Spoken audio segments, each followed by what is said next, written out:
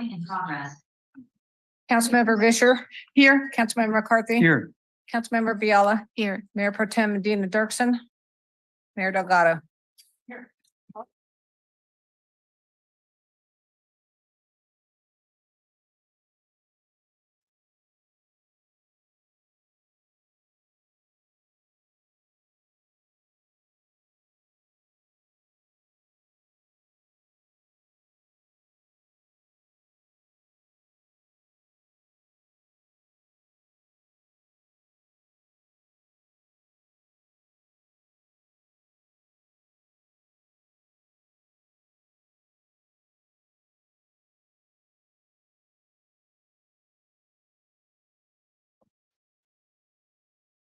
Public comment? Is there anyone who wants to comment? We'll reopen public comment. Anyone wants to comment on matters on our closed session agenda? Now is the time. Do we have anyone? All right, Michelle, let's hear what you have to say, Matt. If you can, I'm not co-hosted, so I can't. Okay, can you guys hear me okay? Yes, Michelle, thank you. We can hear you loud and clear. Okay, great. Prior to the closed session regarding the discussion of the MEA boarding agreement, I just wanted to point out to the city council that on October 23rd of 2022 and on November 16th, 2022, and most recently on March 30th of 2023, I submitted a Public Records Act request to the city of Marina. There were a couple items that have never been provided to this day. I will go into the second item at a later date. But one item that was never provided was evidence that the staff attorney, Heidi Quinn, who was managing the contract, reviewing the contract with Chaparral, she had a very real potential conflict of interest in reviewing this Chaparral's contract. Her ex-husband was on the board of a respondent to the RFP. Heidi Quinn has been also appointed as legal counsel reviewing the new proposed boarding agreement with the MEA. Is that the right choice for this legal review and discussion and negotiation? Is the question that I'm just posing to the city council.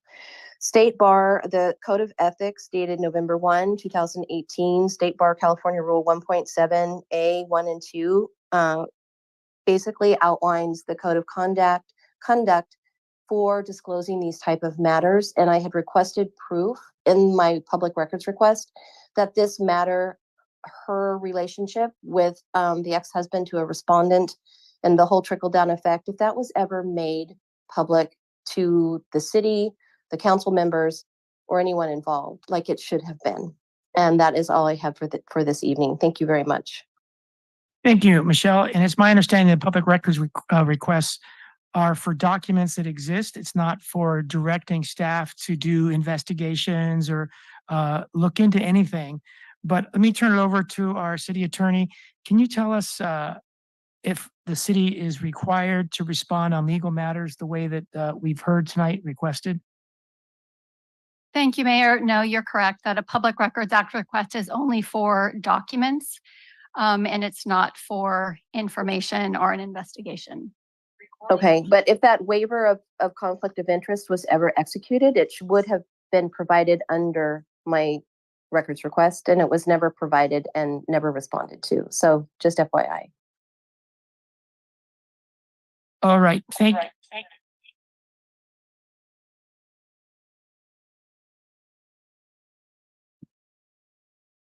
Thank you, Michelle.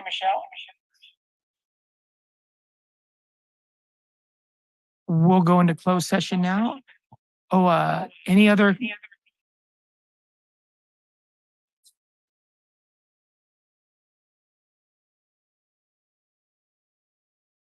public wish to comment on the closed session items that we have on our agenda tonight?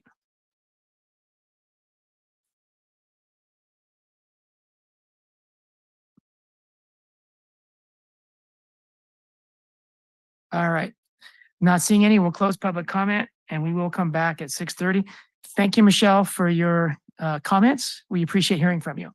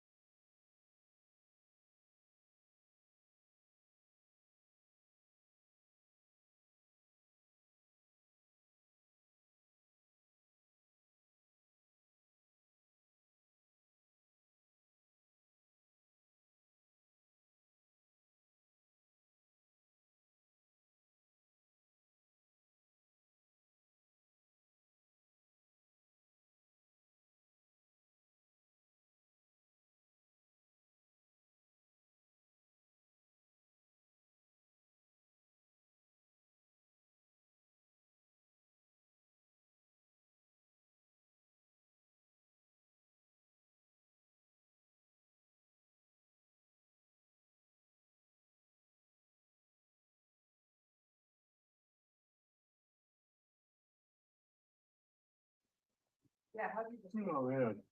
So we would take it to the landfill, where it spread out into the middle of the landfill, they would dig a hole, and then we would waste, dump it, and then they would bury it. And then we would drive away and not turn around to make sure that we wouldn't see somebody unburying it.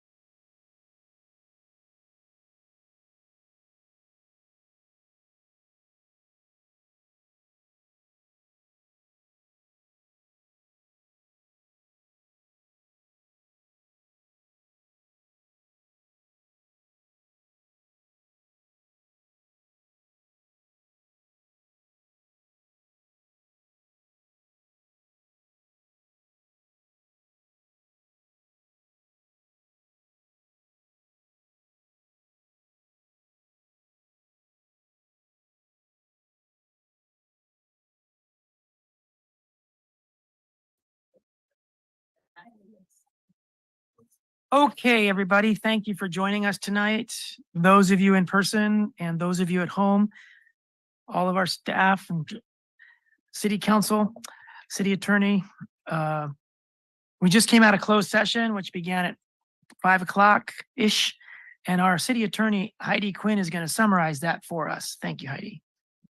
Good evening, Mayor. The council met tonight in closed session. There were 4 items listed: anticipated litigation, performance evaluation, public employment, appointment city attorney, and then conference with real property negotiators. This evening, the council was only able to address one issue. They met on public employment appointment for city attorney. Direction was provided, but no reportable action. All other items, the remaining 3 items, will be continued to the end of the regular session. Thank you, Heidi. So at this time, we'll stand for a moment of silence, and then I'll lead us in the Pledge of Allegiance.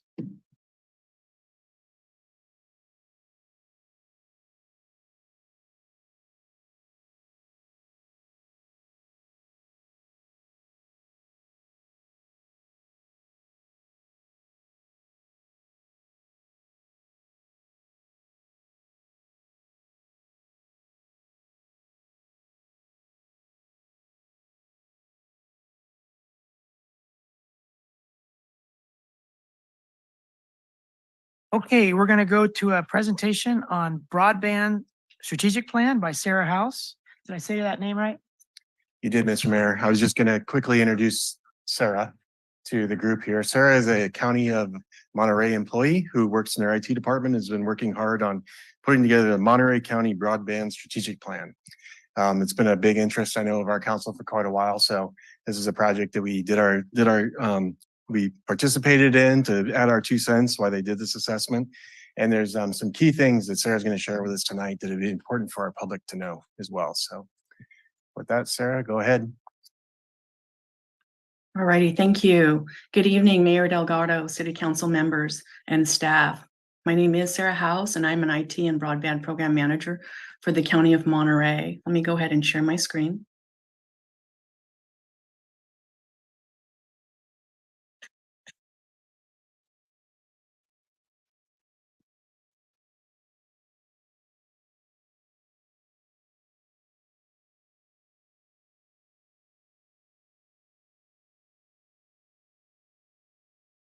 Alrighty. So for the broadband program, there's the availability, affordability, and adoption. The first is availability. There are 3 main elements and factors to broadband and digital equity. The first is availability. The county has been involved in broadband expansion planning with the local area technical assistance grant facilitated by the County Rural Representatives of California, RCRC, and South County. In addition, the county has collaborated with RCRC and Golden State Finance Authority to develop a broadband strategic plan that was inclusive of all of the jurisdictions, including Marina. Teleworks is the consulting agency contracted by RCRC to develop the plan, working with the representatives of each city and the county. The strategic plan includes a needs assessment and implementation strategies that include current and forthcoming funding availability, as well as current projects in progress. The county ITD department has also coordinated Get Connected events, which I will speak to a little bit later in this presentation, regarding the Affordable Connectivity Program, ACP, and the events in Seaside, Salinas, Greenfield. As our broadband projects are completed, we will also have events in Prunedale, San Ardo, and San Lucas. To improve availability, the county released an RFP in 2021, and in 2022, 2 providers were awarded contracts to expand broadband. Charter Spectrum is currently working on fiber broadband expansion in North County, San Ardo, and San Lucas. Cruzio Internet is a fixed wireless provider that has completed a project in North County and is currently working to complete a site lease agreement to provide services in the region surrounding Monterey County Office of Education. They are currently evaluating areas of need in Marina. A factor that impacts availability is the data or lack of accurate data. This is an issue in urban areas, rural areas, and small communities which have disparate services. An example may be a new development that is adjacent to an existing development. The infrastructure in the new development may be new and services may be robust and reliable.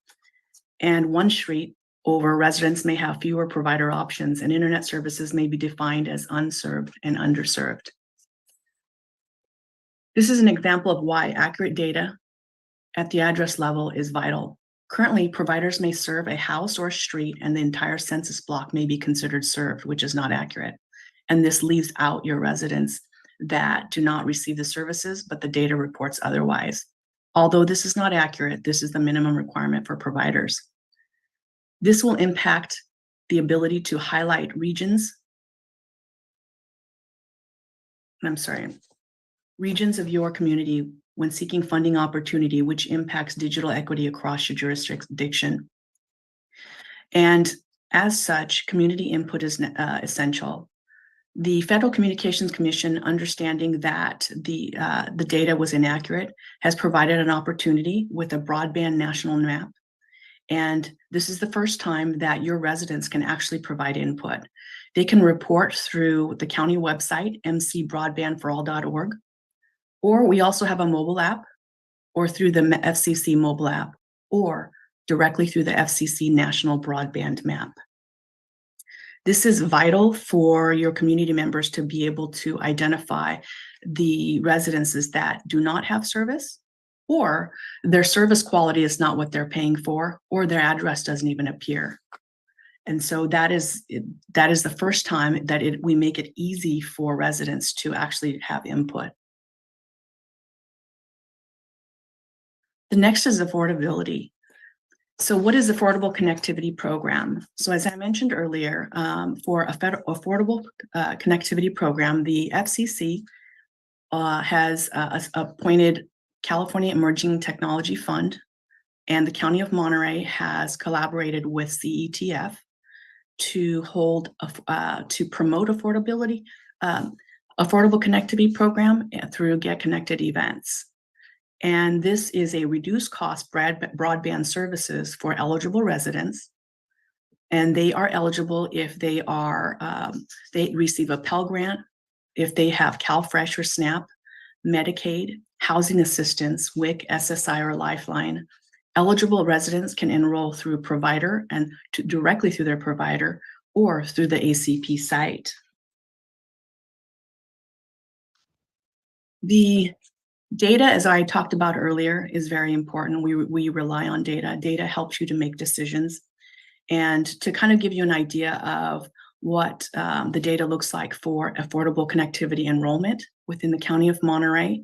Currently, the County of Monterey has 61,142 eligible households and 17,498 households are enrolled. So that's 29% enrollment. For the city of Marina, 2,878 eligible households, and there are 916 households that are enrolled. So you are at 31%. So that gives us an idea of residents that could enroll and may benefit from reduced broadband service but are not enrolled.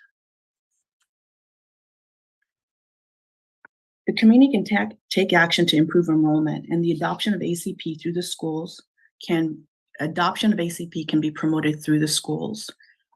Information can be sent with the students to give to their parents. Your website, your community partners, you can promote this on social media, which the county has done. We have reached out to our community-based organizations and our public information officers to request that they promote this program. And also another factor that you can do is to hold Get Connected events. So the county has held Get Connected events. We can provide information on how that can be done, and partnering with your organizations that already have community outreach events is really a good way, a method to enroll your residents. The next is adoption. So that is the last component. And for digital literacy, the county library has access to computers. They provide access to your community for computers, free public Wi-Fi. They actually have lending libraries for mobile hotspots. They provide training. They also have, they actually connect your residents that may need to get more information on how to access the internet, how to set up an email account through digital navigators. And some of the locations also have teen tech helpers. And so that allows the community to be able to leverage county resources to be connected. And I will provide and forward over this PowerPoint, but here are some resources on the links and in the information. This concludes the presentation, and I can take questions at this time. All right, great. Thank you, Sarah, for sharing time with us tonight.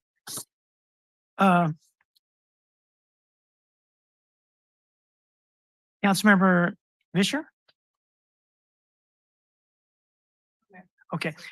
Sarah, what is broadband and why do they call it broadband? So broadband is internet connectivity.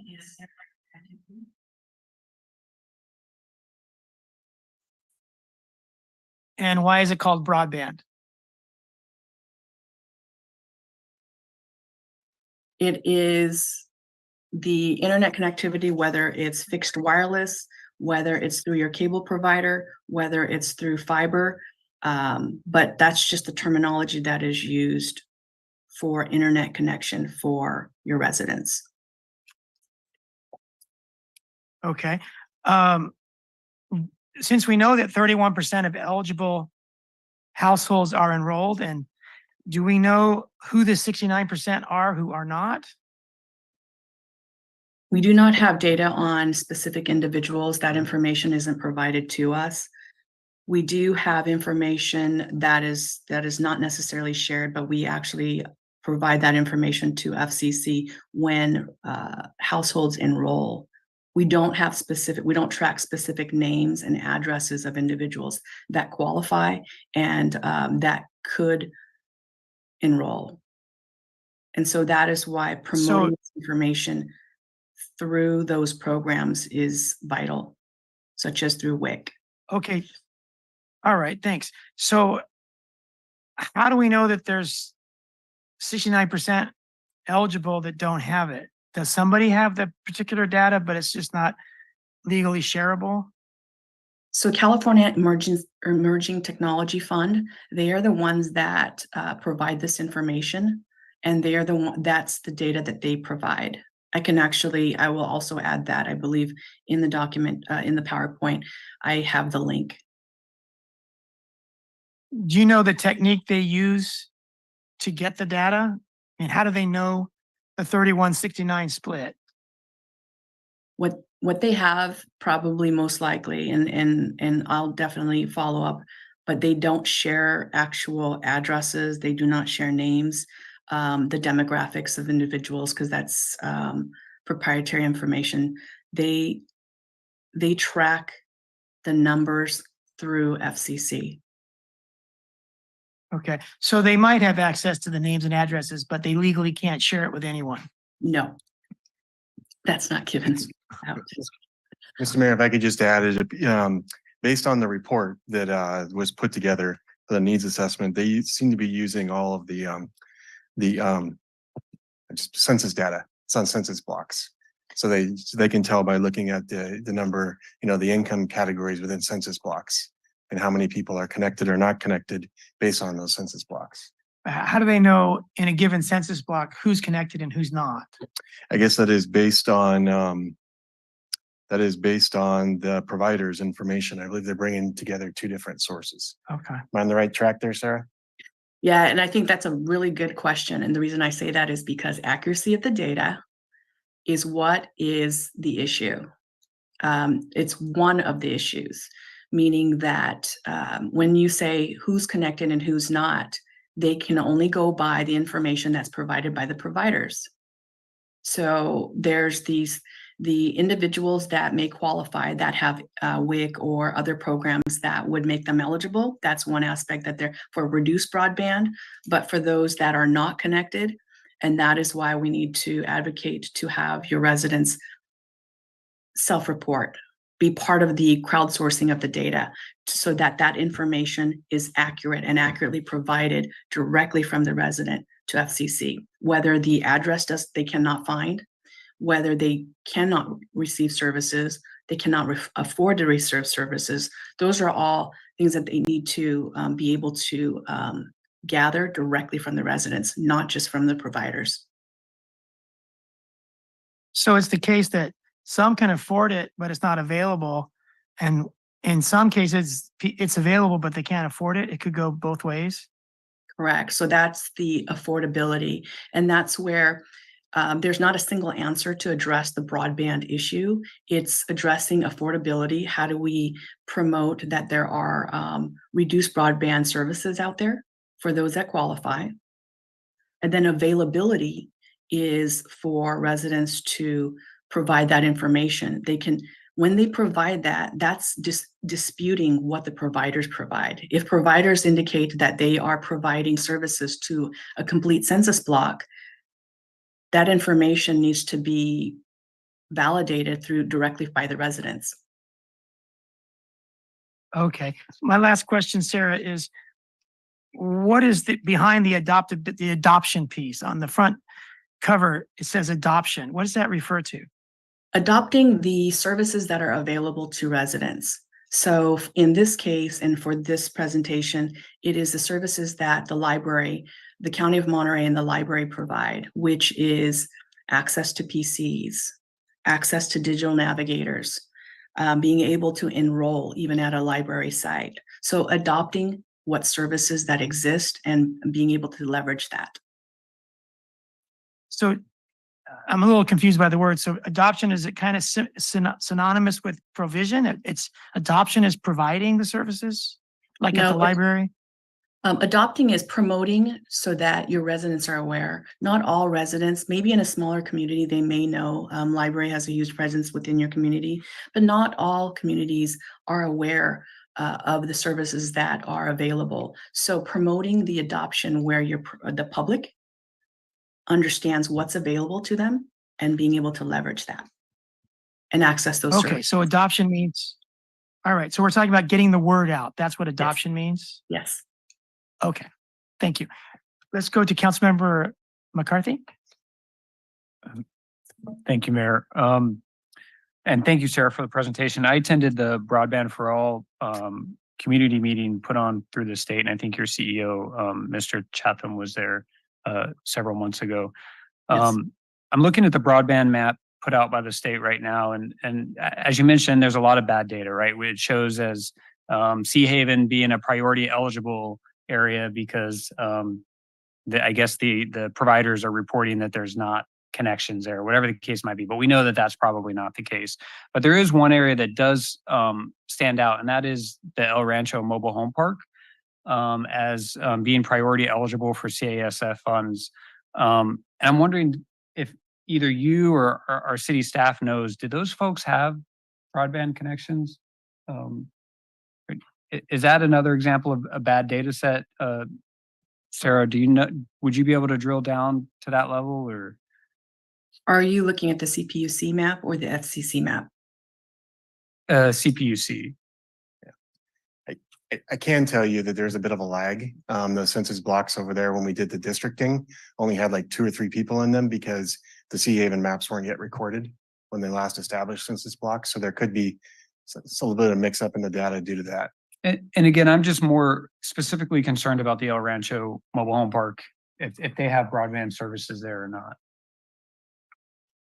So I would I assume don't that have they access do. to the map right now. There is one mobile home park within Marina that's in the census block that has no service to it. So if that's El Rancho, I'd have to look up the name, and of course, Okay. it should be over off a reservation, kind of between Yes. Carmel and Reservation. Yes. Yeah. So in that case, Sarah, is that kind of a project that would be eligible for extra funding and kind of what you've discussed here today, or is that a different? Is that something totally different? So I'm going to kind of break this part down because you're asking a lot of the questions that many residents ask and or agencies that are trying to determine what those priorities are and what are the priority areas.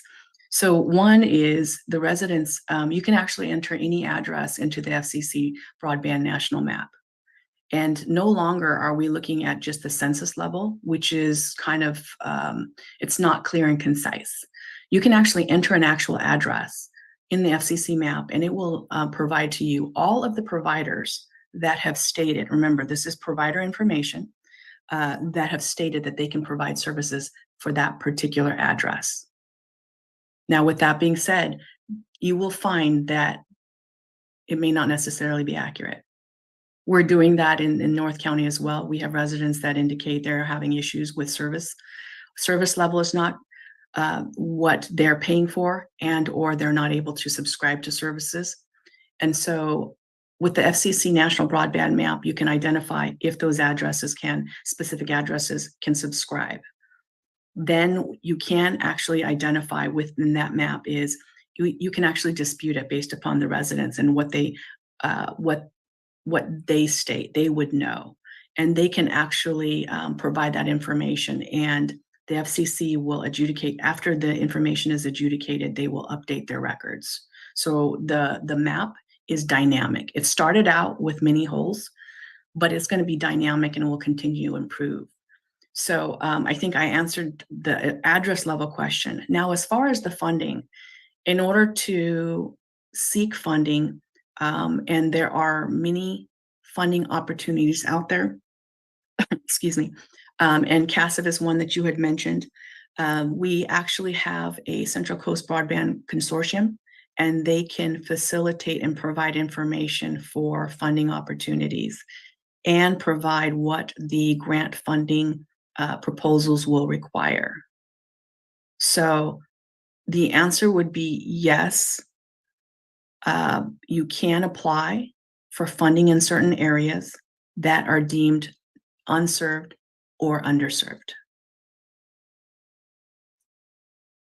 And when you say you can apply, it would be the residents that are underserved would have to do that, or would the city play a No. role in that? The city can play a role in that. Central Coast Broadband Consortium can definitely provide information. They are the broadband consortium for CASF grants. And so they can provide information on how to apply, provide the data to support the application.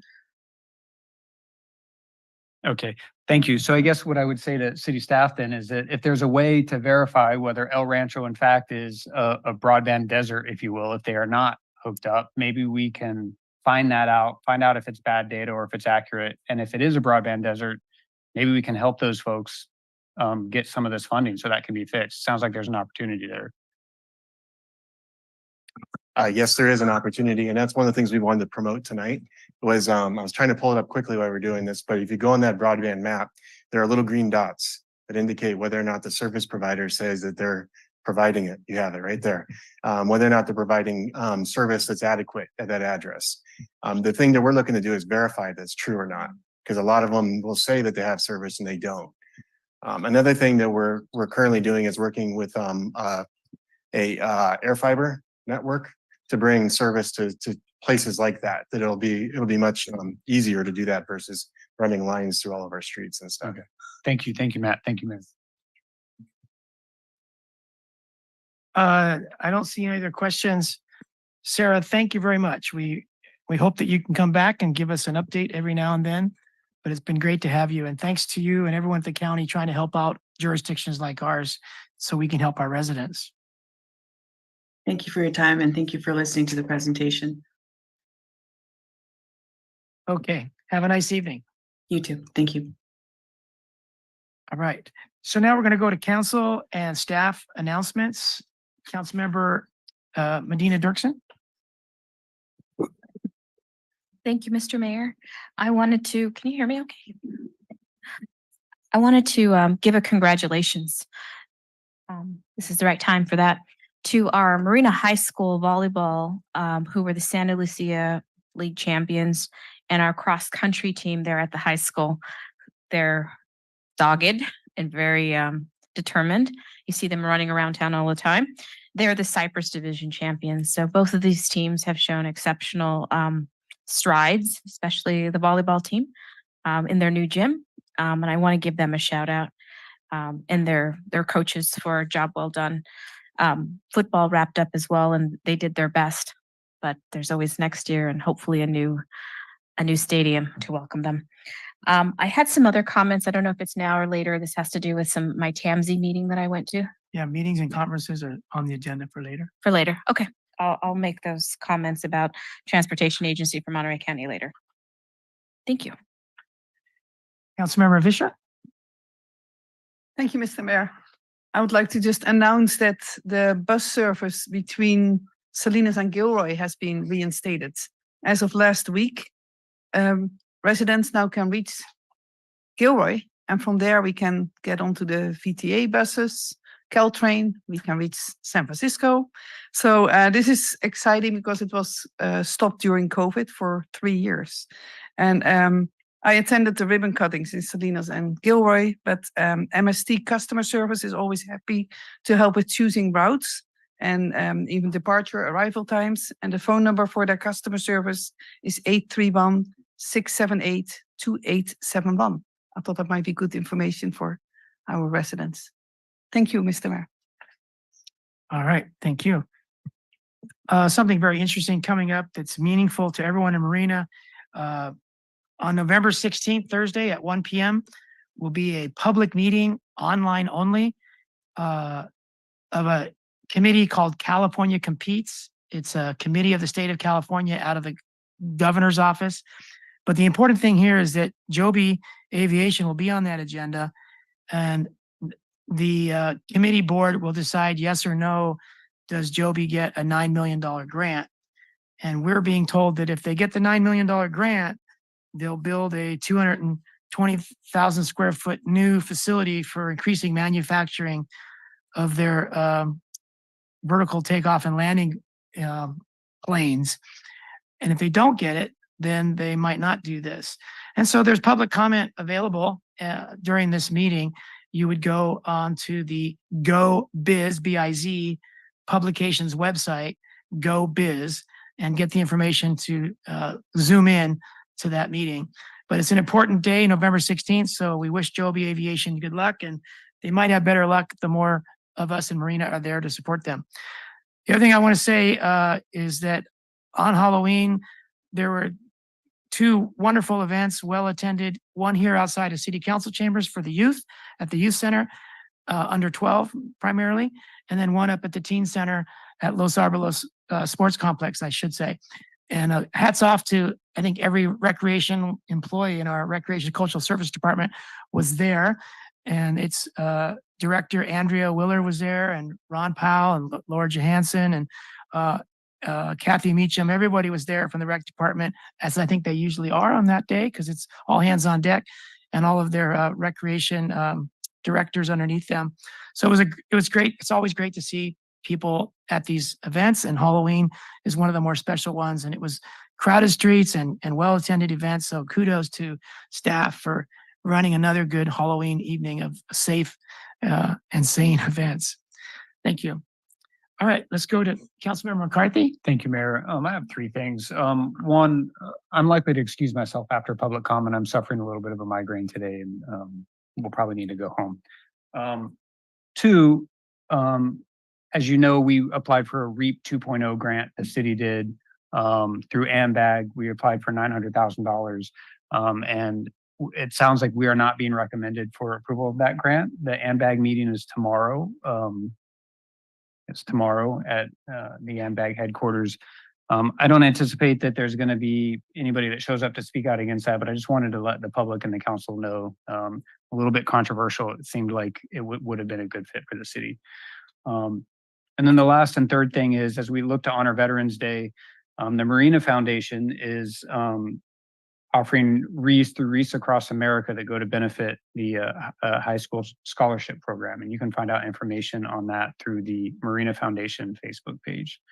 And that's it for me. How does that work? You buy a wreath and the proceeds go to Marina High? It looks like you use the link on through their Marina Foundation Facebook webpage. And then, yes, some of the proceeds go to the Nakagawa Scholarship for Marina High School. Okay, so you buy a reef. Correct. Okay, And great, you have to buy it through that link again, through the Marina Foundation Facebook website. super.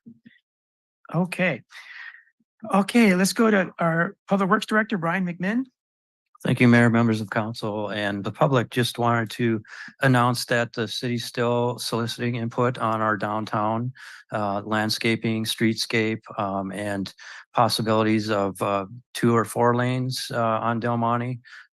Looking at doing a road diet, accommodating more pedestrian and bicycle traffic. And this supports the downtown and the agenda item that's on tonight for other action.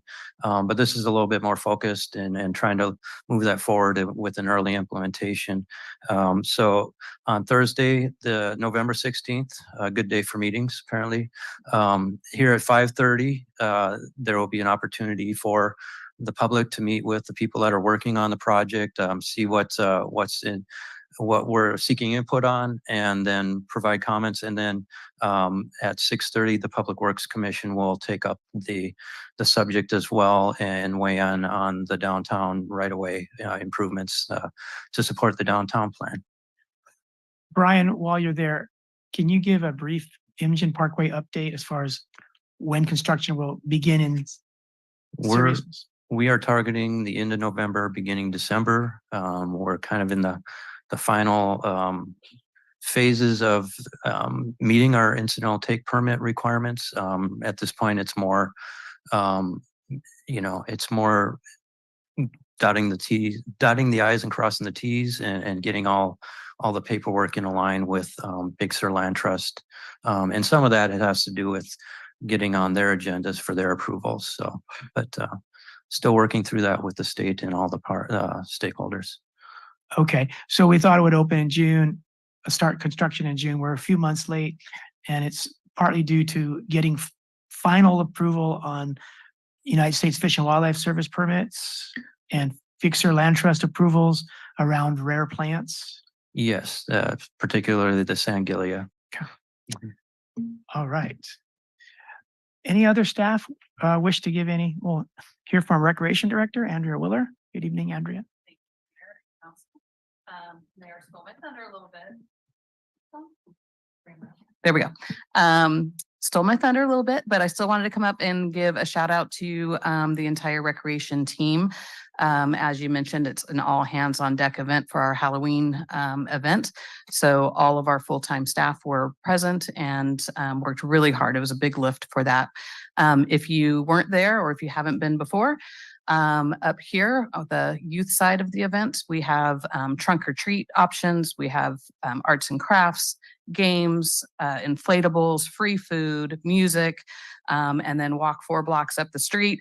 And we have the same thing at an even bigger level. I think we had 6 different obstacle courses. We had a video game truck, a rock climbing wall, a bungee feature, again, free food, DJ. So overall, we think we had about 1,200 participants between the 2 events. So very well attended, great option in lieu of or in addition to traditional trick-or-treating. So this was my first time seeing the event. I was very, very impressed and very pleased with the outcome. So wanted to give a shout out to my team. Also to the sponsors. We couldn't do this without the sponsors. It's a very expensive event. Marina PAL, Marina Alliance, Marina Rotary, Marina Kiwanis, Marina Foundation, Marina Grocery Outlet, all made significant donations to make this happen. And then piggybacking on Mayor Pro Tem's announcement about our volleyball team, volleyball seems to have a resurgence right now, especially at our teen center. And so we were lucky enough, Marina Rotary purchased new nets and boundary lines for our existing sand volleyball court because our teens are requesting to use it more often. And Marina Motorsports made a donation for an additional outdoor volleyball system for a hard court because some of the teams want to play on the hard court, some on the sand. So anyway, just wanted to thank my team and thank all the sponsors for a great event. Andrea, how many laps did you walk on Halloween between the youth center and the teen center? I think I had 20,000 steps that day. Yeah, and my typical day is 10,000, so Too long to drive, too long to walk and too short to yeah, drive. my feet were hurting the next day. That's great. Thank Thank you you. very much, Andrea. Andrea, if I can ask you another question relating to the volleyball. Any word on new sand for that volleyball court by any chance? No, we've done a cleanup, but I need to talk to the Director of Public Works about potentially adding more sand. We have a sand plant nearby, by the way. Yeah, but you better hurry because they have to leave by the end of December. Okay, any more comments from anyone? All right. So now we go to public comment, and here public can comment on our consent agenda, or they can comment on anything they want to talk about that's not on our action agenda. We're going to do things a little different. We have a lot of people attending tonight, and there's been some hassles in other cities that we want to avoid. And so our approach tonight is we're going to ask everyone in just a moment to raise their hand, and then we're going to gauge how long public comment is going to go at that point. So if you want to speak tonight during public comment on the consent agenda or miscellaneous items that are not on the rest of our agenda, then please raise your hand now on Zoom so we can count how many people on Zoom and how many people present. So if you're in the audience now, could you raise your hand if you intend to speak during public comment? All right, we'll give everyone another moment online to raise your hand if you want to speak during public comment on matters that are not on the action agenda. Okay, so far we have 5 people online, going once, going twice.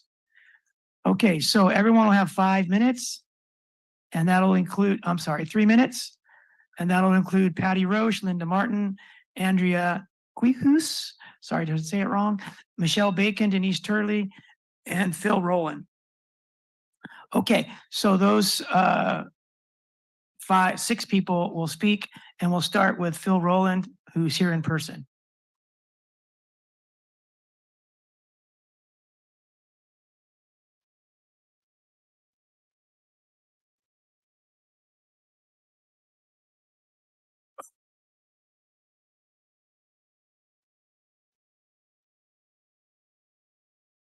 Chandler Rowland. I'm a Marina resident.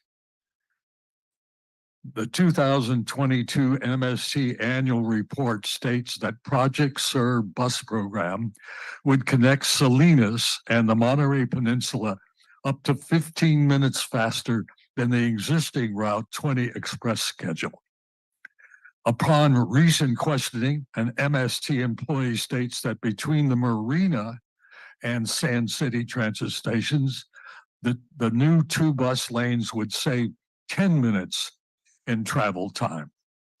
The savings of only 10 minutes in travel time will cost possibly $100 million in tax dollar grant funding and destroy 6 miles of environmental landscape between the Marina Station transit station.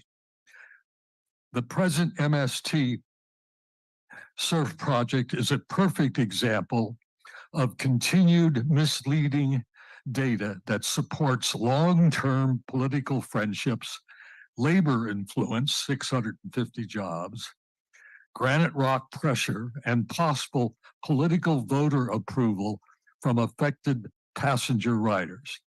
In my opinion, the severe negatives of the SURF project far outweigh the stated 10-minute travel savings for passengers with or without vehicle ownership. Other alternative solutions are available. I don't trust MST, but you've got to trust them. So you have to work with them. But this project should be rejected.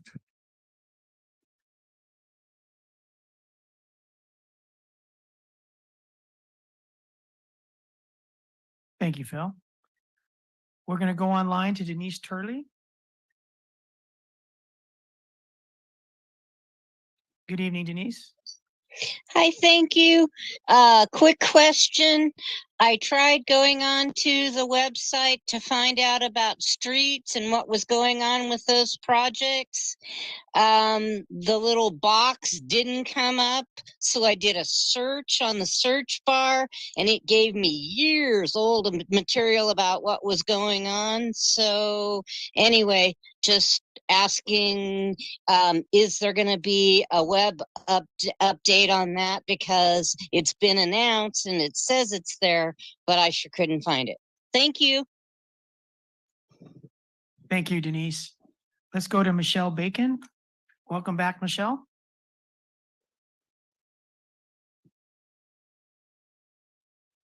Hi there, can you hear me? Okay, here we go. Yes, loud Can you and hear me? clear. Okay, awesome. Thanks again for your time. I will make it quick. Who is managing the contract with Chaparral Country Corporation at the Marina Equestrian Center and making sure that they are adhering to their lease requirements, which began on January 1st, 2023? I was actually going to wait 2 weeks to bring this up to City Council, but something occurred tonight that I just became aware of. And so I thought that this was very pressing and wanted to bring this to everyone's attention. Number one, Chaparral Insurance. Chaparral is to provide proof of actual liability insurance of $5 million in their lease, naming the city of Marina as additional insured. It does not appear to exist. If it does, the city manager should be able to provide a certificate of insurance immediately to the city council so they can independently verify this coverage. This gap in potential coverage has put the city at risk for every person who has stepped foot on this property for the past 10 months. Waivers only get you so far, and I'll tell you why. Number two, security. Chaparral is required to provide security as part of their lease, which does include night coverage. The fifth wheel trailer dropped at the back of the property does not appear to be used for this purpose. Should the city just hire security and bill back Chaparral? The city of Marina should not have to absorb this cost or the risk of not having security in place at the property as required. Number three, and the last one, business license. As required in the lease, a business license with the city of Marina is required. It does not exist. Chaparral also does not have an active business license in the town of Los Gatos, where they also have another location. So just FYI. As I'm sure, as you know, these are reasons to terminate an agreement for cause. Valid proof of insurance is required before a tenant even takes possession of a property. I know this because I've managed commercial leases for over 30 years. In 2023, Chaparral settled their injury lawsuit for an injured customer at their Milpitas facility for a horse which bolted with a rider who was injured when she hit the pavement. Unfortunately, the claim was that this horse was a known bolter. They ended up settling that claim out of court. In 2023, also, Chaparral settled their class action lawsuit in San Francisco for a 6-digit sum. And hot off the press, I was just informed tonight before this meeting that Chaparral is being sued yet again for a serious personal injury, including a broken back and pelvis. This was filed on September 8th, 2023. Again, waivers do not always work.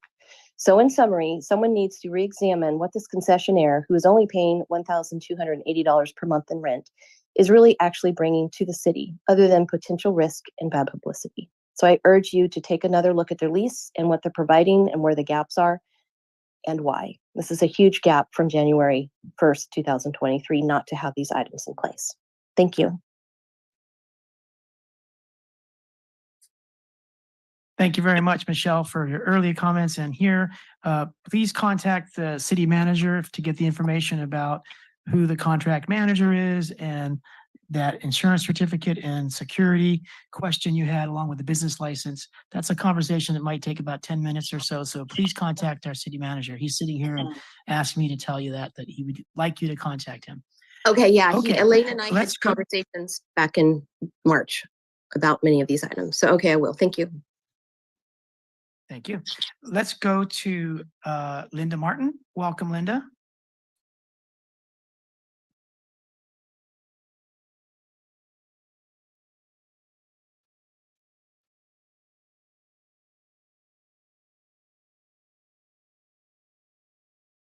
Linda or Ray, you'll need to mute on your end. I'm sorry, unmute on your end.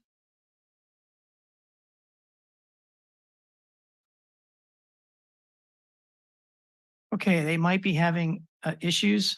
So let's come back to you, Linda, and let's go to later, and let's go to Patty Roche. Sorry if I said it wrong. Welcome, Patty. Thank you very much. My biggest concerns are as a resident living off of California Avenue. with Los Alamos concrete dispatch plant that is right across the street. The hours of operation versus the hours of delivery of materials are extremely annoying, and it's a violation, I feel, of our quiet enjoyment of living in this area. I have photos of trucks coming and going out of here 2, 3, 4 o'clock in the morning. I have reached out to the city many times and sent emails and asked for assistance in this situation. The other concern I have is, when is California Avenue going to be open up on Imgen Avenue? And if so, will the trucks delivery and everything continue going from uh, 9th Street to California to 8th Street to Imgen Parkway to Imgen Road? Or will they be allowed to go from 9th Street in California all the way to Imgen Road? And I cannot get anyone to give me any straight answers on this. And it's extremely frustrating when you have to get up early in the morning to go to work and you cannot even sleep. You need to have a decimal rating out here, and how disturbing it is. I would invite anyone who would like to come and stay here and listen to what we have to as residents living on this road. It is atrocious. And obviously, evidently, we're being told nothing was ever disclosed to the purchasers of any of these homes in here. And I am a renter, and I've been working trying to get out of my lease, and I've been told that I am not able to. But yet I just feel like I have lost my quiet enjoyment living here. Thank you very much. Thank you, Patty. And I'm really sorry to hear that. I would probably feel very similarly as you. So please call 884-1278 and our city clerk will route you over either to our city manager or to Syra, his admin executive. But 884-1278, and we'll get all those questions to you answered, okay? Thank you. All right, let's go to CM guest. Oh, sorry, CM. Let's go back to Linda Martin.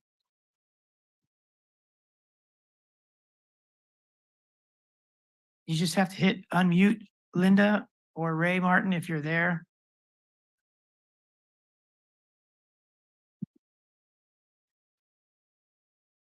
And while we're waiting for Linda, CM, you'll have to call the 884-1278 number as well, because we are going to close public comment now. We can't get a hold of Linda or Ray.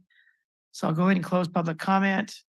And CM, because you came on a little late, please contact our city clerk so you can speak to the city manager with your questions or comments, or join us at our next city council meeting, the third Tuesday of this month, November 21st.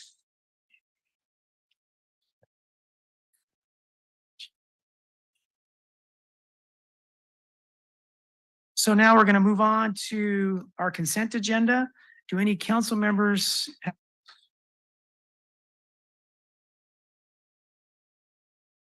We'll move to our consent agenda and go to Mayor Pro Tem Christina Medina Dirksen. Yeah, I have a brief question on F2 and F4, and then a comment on on H.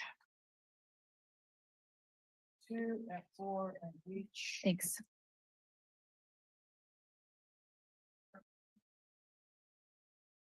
Thank you. Did anybody else have any? Or was that just me? Well, I'm going to go with you first. 10F2. Okay, thank you. Yeah, 10F2 is adopting, filling a full-time commander position. I appreciated the number of openings that were given, but I did have a question about the term and how long it would be. I didn't see that.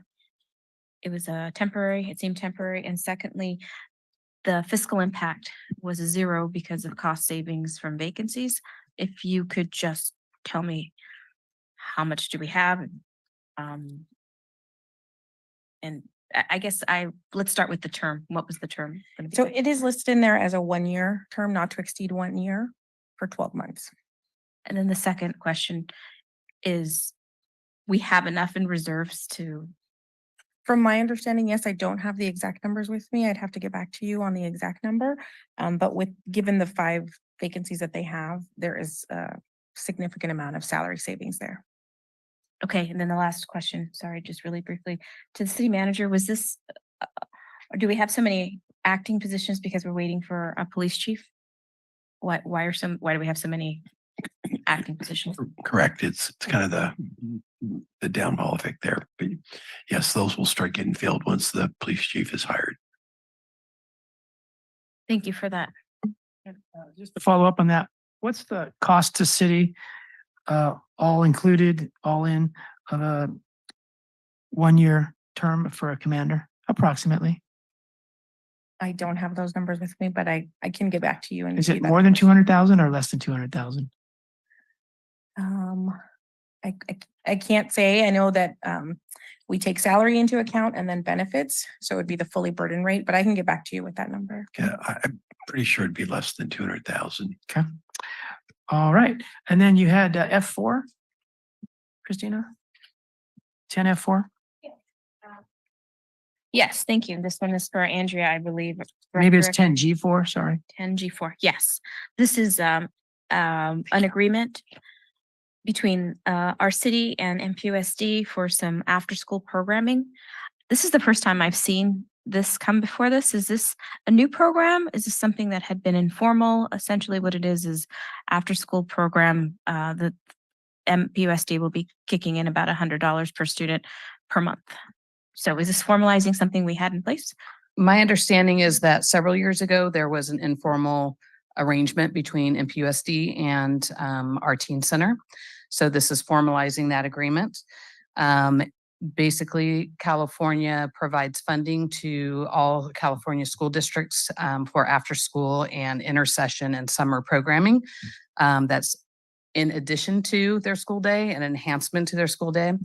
MPUSD does not have the infrastructure or staffing to provide that service for all of their elementary school children. And so they've reached out to us and asked us to be a third-party contractor to provide that service on their behalf. Thank you. My comments are, I'm extremely happy to see this. I hope to see it expanded, and I'm sure we're going to surpass whatever the numbers I saw were between 60,000 and 90,000 between this year and next. Yes, and that is just for the children that will be coming to the youth center. There may be an opportunity in the future to also have a similar agreement with the middle school. Okay. All right, thank you.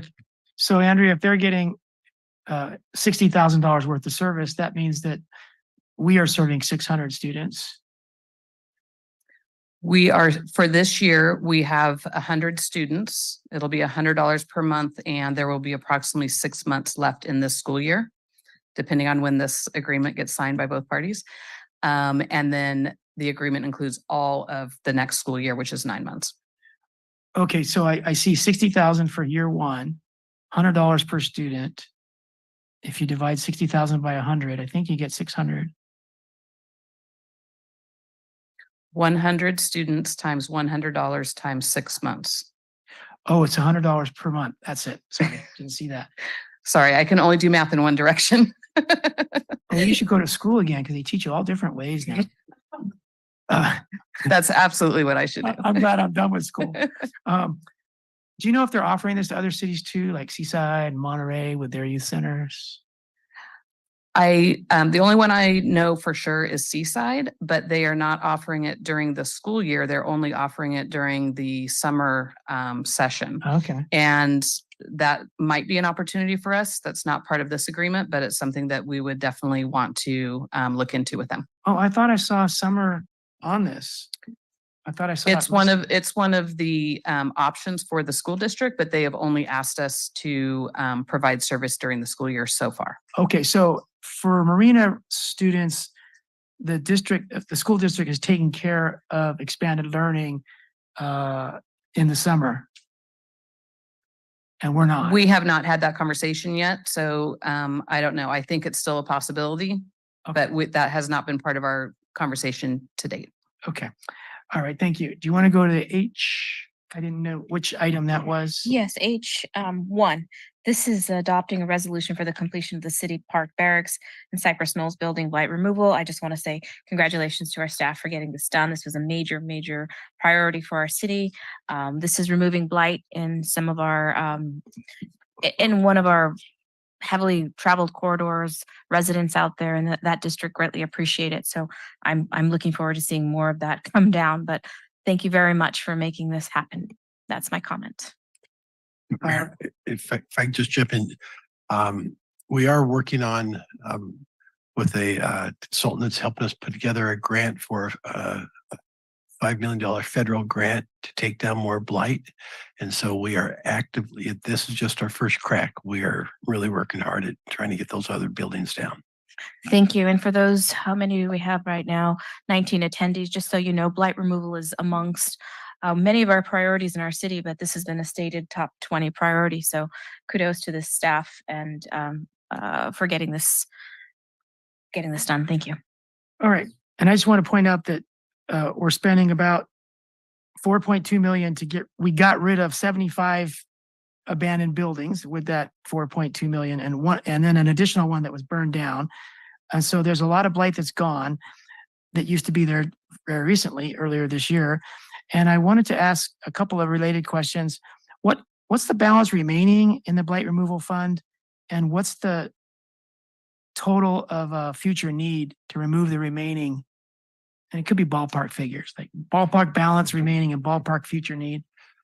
So in the budget, we've reallocated our remaining blight removal funds towards the sports center and the aquatic center rehab. So we don't have any funds remaining right now for blight removal. We still have approximately 200 blighted homes still. And Brian, is our latest estimate 60,000 per home, 50,000? I think for what's remaining in Cypress Knolls, I think we're somewhere in the 10 million range. And in the CIP right now, we do have funding to remove the barracks at off of 2nd Avenue for the small Penavit conveyance future park. And how many are there? Like 47? 11 or 13 or Oh, something that like few. that, yeah. Okay. Okay. Thank you. Let's go to Councilmember Vischer. Thank you, Mr. Mayor. I just have one remark for 10G3. It's short. Just go ahead. It's about the Promenade Public Improvement Agreement. It's a small correction to the staff report. The traffic signal will be owned and maintained by the city and will not be funded by the CFD, not by the homeowners. So thank you. And thanks staff for already having answered my question that I submitted very late. Thank you. What's the location of that traffic signal you just referenced? It's the final paragraph just above, so on the second page of the staff report, just above environmental review. It states continued maintenance of streetlights and traffic signal facilities. Oh, it's not a particular It's location. at No, it's just a- 2nd Avenue and 10th Street, Second the Avenue. entrance to the promenade. And the 2nd Avenue, 10th Street, is that where the specialty grocery store is going to be? Yes, that is correct. All right.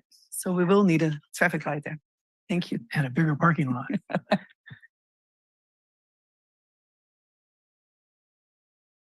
Would someone like to make a motion? Thank you, regarding I'll the make a consent motion. agenda? Councilmember Fiala, I will Move to second. Accept the consent agenda. can you turn your, I couldn't hear. I'm sorry. I move to accept approve the consent agenda. I will second it. All right. All in favor? We lost Councilman McCarthy. Hope he recovers soon and well. So there's 4 of us here. All in favor, please say aye. Aye. Aye. All right, that motion passes unanimously. Thank you to staff for all the work that's in those consent agenda items. In some cases, years worth comes to a fruition tonight. It's wonderful. Okay, don't have public hearings, so we go right to our action items. We have 3. The first is to authorize city manager to execute an agreement between the city and the executive directors regarding their salary schedule and compensation. And Belinda, our HR director, will be presenting this. Hello, Belinda. Did you get that purse all sewed up? Oh, it's your jacket.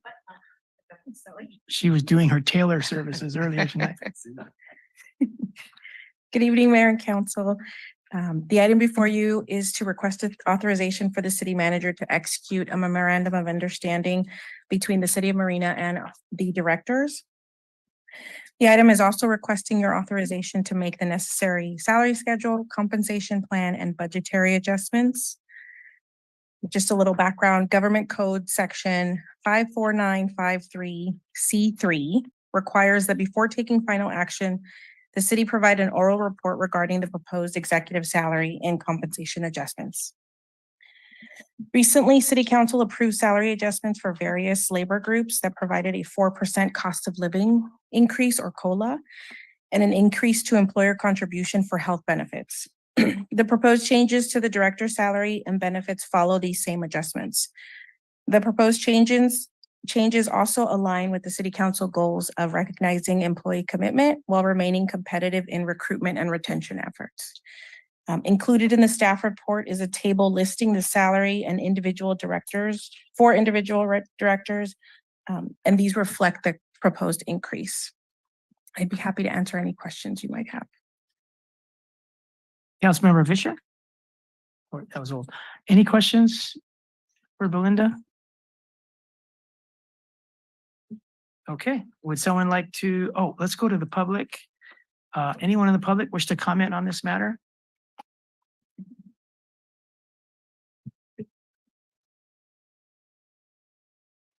Not seeing anyone in person, not seeing anyone online. We'll give everyone another moment to raise their hand should they wish to comment. Okay, we'll close public comment. Would someone like to make a motion?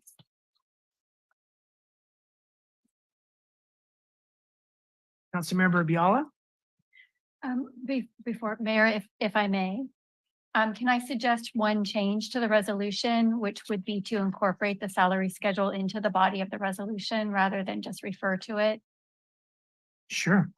So I'll motion that we, let's go back to Councilmember Biala.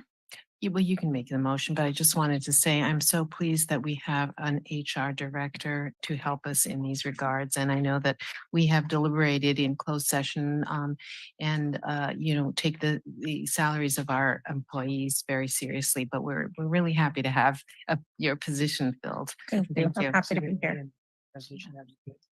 Okay. All right, I'll motion that we adopt the resolution before us and authorize adjustments to the city salary schedule and compensation plan accordingly, and authorize the finance director to make the appropriate accounting and budgetary entries, as well that we ensure that we include the Exhibit A, which is the actual salary schedule numbers inside of the resolution before us. That'll be my motion. I will second that. Okay. Any final comments or questions? All in favor then, please say aye. Aye. Aye. Aye. All right, that passes unanimously.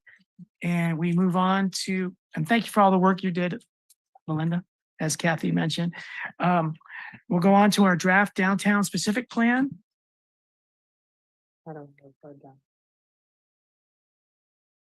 Okay. Go back up there. Sorry, technical. Good evening, council. We're here to talk about the downtown specific plan.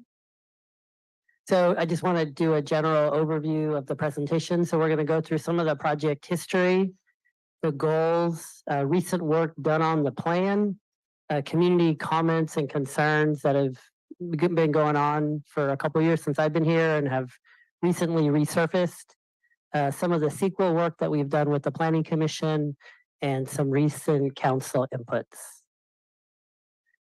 So this is the downtown, and you'll see in front of you, for those members in the audience here, there is a board that shows the downtown. And a lot of the public comment, a lot of the input that the council will deliberate on today is really that this area really operates as a highway commercial zone. And there is a desire to transition it into more of a downtown. You know, for the most part, people are passing through Marina, they stop over to get food and gas, and they jump back on the freeway. And a lot of the public comment and the concerns are, how does the city create that downtown feel while being sensitive to local property owners? And that's really the central core issue of this downtown plan. Before we begin, I just want to acknowledge that I'm standing on the footsteps of many, many councils, community members who have worked on this plan. So just want to acknowledge a lot of the community input. Just to, in general, go over, so there's been quite a bit of discussion in Marina about the downtown plan going all the way back to 1978 in the first general plan for the city, which encouraged the downtown. In the 80s, there was establishment of the redevelopment agency with the focus on the downtown. In the late 90s, there was a retail leakage study that was done with a recommendation to focus on a downtown and to get more commercial space for the community. As late as 2005 and 6, there were downtown vision and design guidelines prepared. And in 2006, there was actually a traffic study that recommended parts of the downtown go down to 2 lanes. As recently as 2018, 2019, there were 15 ad hoc meetings, 6 planning commission hearings, 2 DRC, and 2 council meetings. So as the council can see, there's been a pretty significant amount of work focused on this issue. So there are quite a few goals within the plan. I wanted to highlight a few. Number 1, improve pedestrian and vehicular circulation, housing affordability, provide a variety of affordable, high quality housing options for people to live in the downtown, cultural diversity, to make a downtown where people of all incomes, ages, abilities, races, and cultures feel like they belong, and community identity, a place that provides an attractive built environment. So at full build out, and just by way of context, the council is not making final actions. This is just an informational update. But at full build out, if the council does adopt this in 2024, there will be an additional 2,900 homes, units of housing in the downtown, and an additional 1.3 million square feet. And this is really important because throughout the general plan process, we've heard in the planning department that people in central Marina feel at times a little bit left behind by some of the other developments going on. And so my pitch to the council and to the community writ large is, if the plan is adopted, this part of central Marina will get the investment and get the housing that people are asking for. So there's been quite a bit of work done on the plan. So first and foremost, the affordable housing overlay was adopted by the city council in February. So that relieved a lot of pressure on the city staff and the city, because the downtown plan was going to be the vehicle to get the 5th cycle housing element certified. Because the council took decisive action and adopted the overlay, we were able to prove the HCD that we had enough capacity to meet our 5th cycle obligations. And so that gives us a little bit more breathing room to have a deliberative process for the downtown. So within the downtown plan that I inherited, a lot of subjective elements of the plan were made objective by recent changes to state law. There was a lot of redundancy in the goals and objectives that were removed. There was a more clear vision statement added, and just easier reorganization on implementation of the plan. In addition, there was a public facilities infrastructure chapter added to the plan, and there was an implementation chapter which details plan administration, funding, and specific implementation programs. The Appendix A is the development code. Those were consolidated for ease of interpretation and for the development community. and the design guidelines Appendix B were all consolidated into the separate chapter. The development code was made very clear about what the densities were allowed and the specific parking and height designations. In addition, on a parallel track, on December 5th, the council will be looking at a potential road diet for Del Monte to go down to 2 lanes. But that's for a separate discussion and a separate project that the council will discuss on December 5th. Guido, what's on the screen right now, is that the proposed or is that the existing? That is conceptual that the council will be reviewing on December 5th.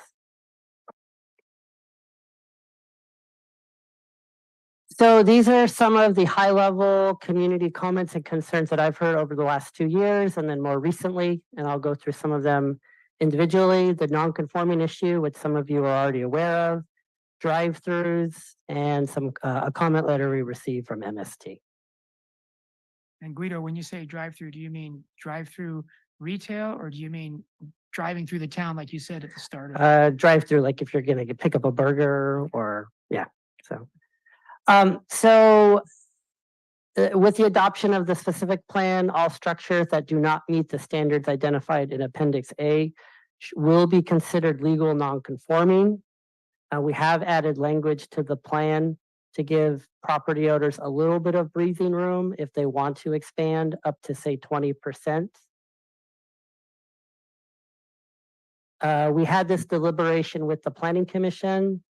Their recommendation to the council was to move forward with implementation of the plan, but do so in a way that was sensitive to local property owners by allowing non-conforming language in the plan to be potentially increased as up to 30%. So the reason why this is a core issue for the council to deliberate on is if we don't give some flexibility, then a lot of businesses will become non-conforming, which adds risk to a business owner or a property owner. But the drawback to that is then maybe the plan isn't implemented as fast as the council wants. So that's why this is a central issue for the council to deliberate on.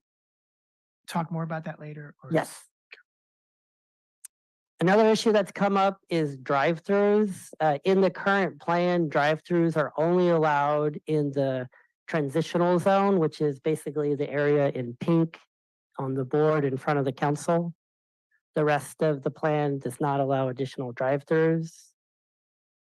This came up from the property owner where the Chase Bank on Reservation within the core business district. They expressed concern about that part of their business becoming non-conforming.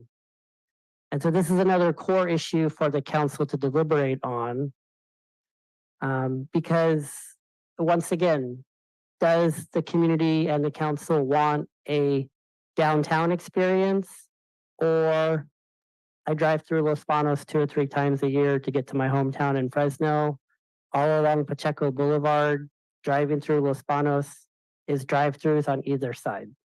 So it's really up to the council and the community. Staff's recommendation is to not allow additional drive-throughs. So.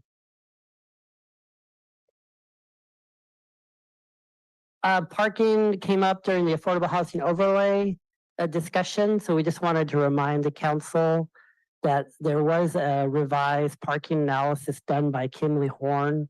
And even at full build out, there is sufficient parking for the downtown area.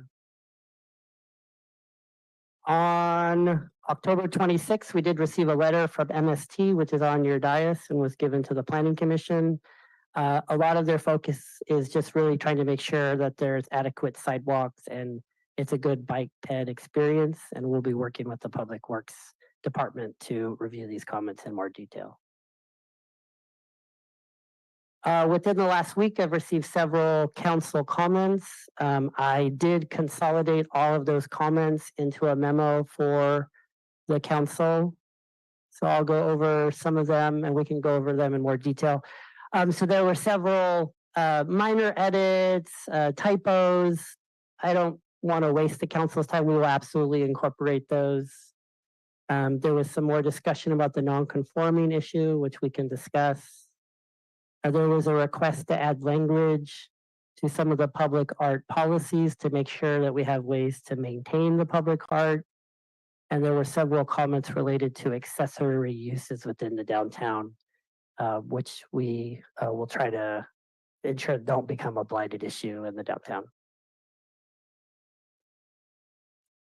So we are in the notice of preparation period for the California Environmental Quality Act.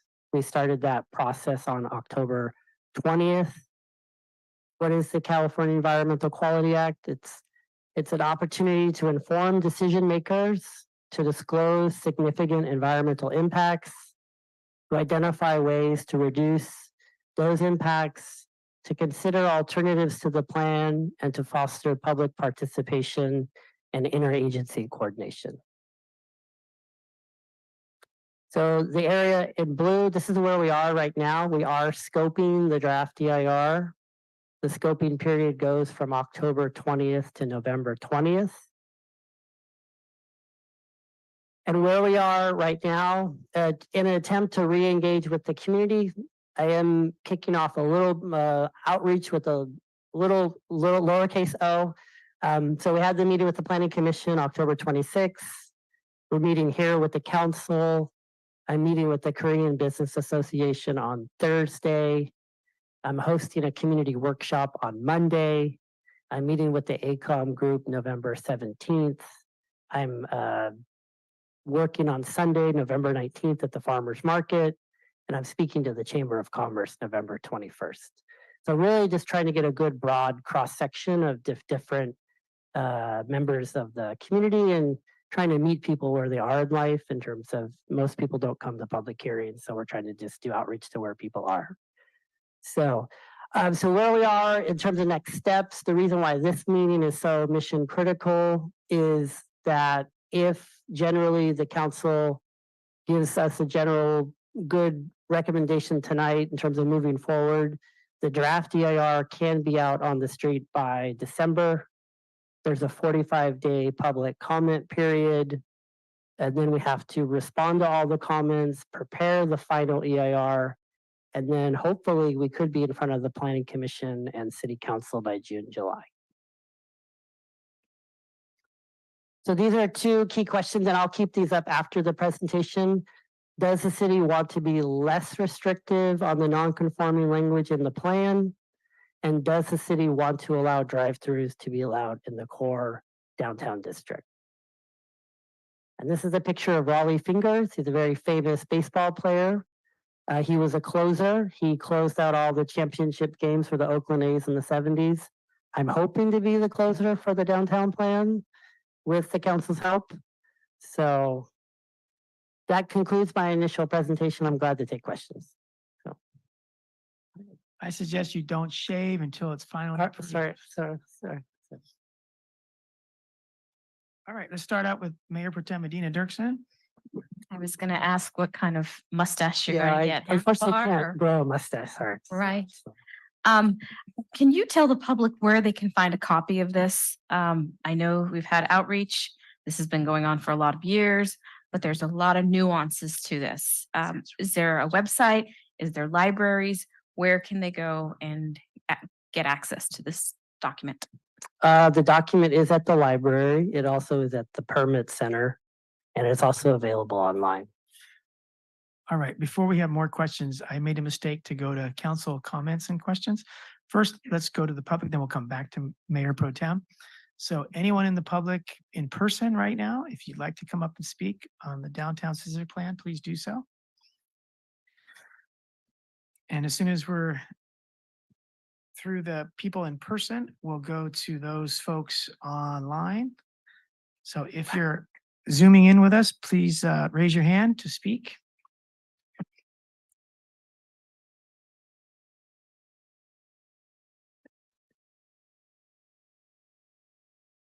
All right, not seeing any hands raised. We'll close public comment and we'll go back to Mayor Pro Tem. Thank you. Another outreach I'm wondering is the university. I recently met with a student doing a very comprehensive capstone about how Marina and the university can work closer. And it became very apparent as she named communities around the state that have identifiable downtowns welcoming to students. Are they as stakeholders? Yes, we have reached out to the camps. As actually, as a matter of fact, Allison went to speak to a group of seniors doing a capstone project about the general plan and some of the other stuff we're working on, and we can certainly reach out to them again. So, And any new business owners as well? Because this has been going on longer than I've been alive, it seems like. so I personally had a postcards got sent to every Citus address and every address at the downtown. That got shipped out last Monday at great expense to the city, but it was important to make sure everybody was notified. I think I received it. Thank you very much.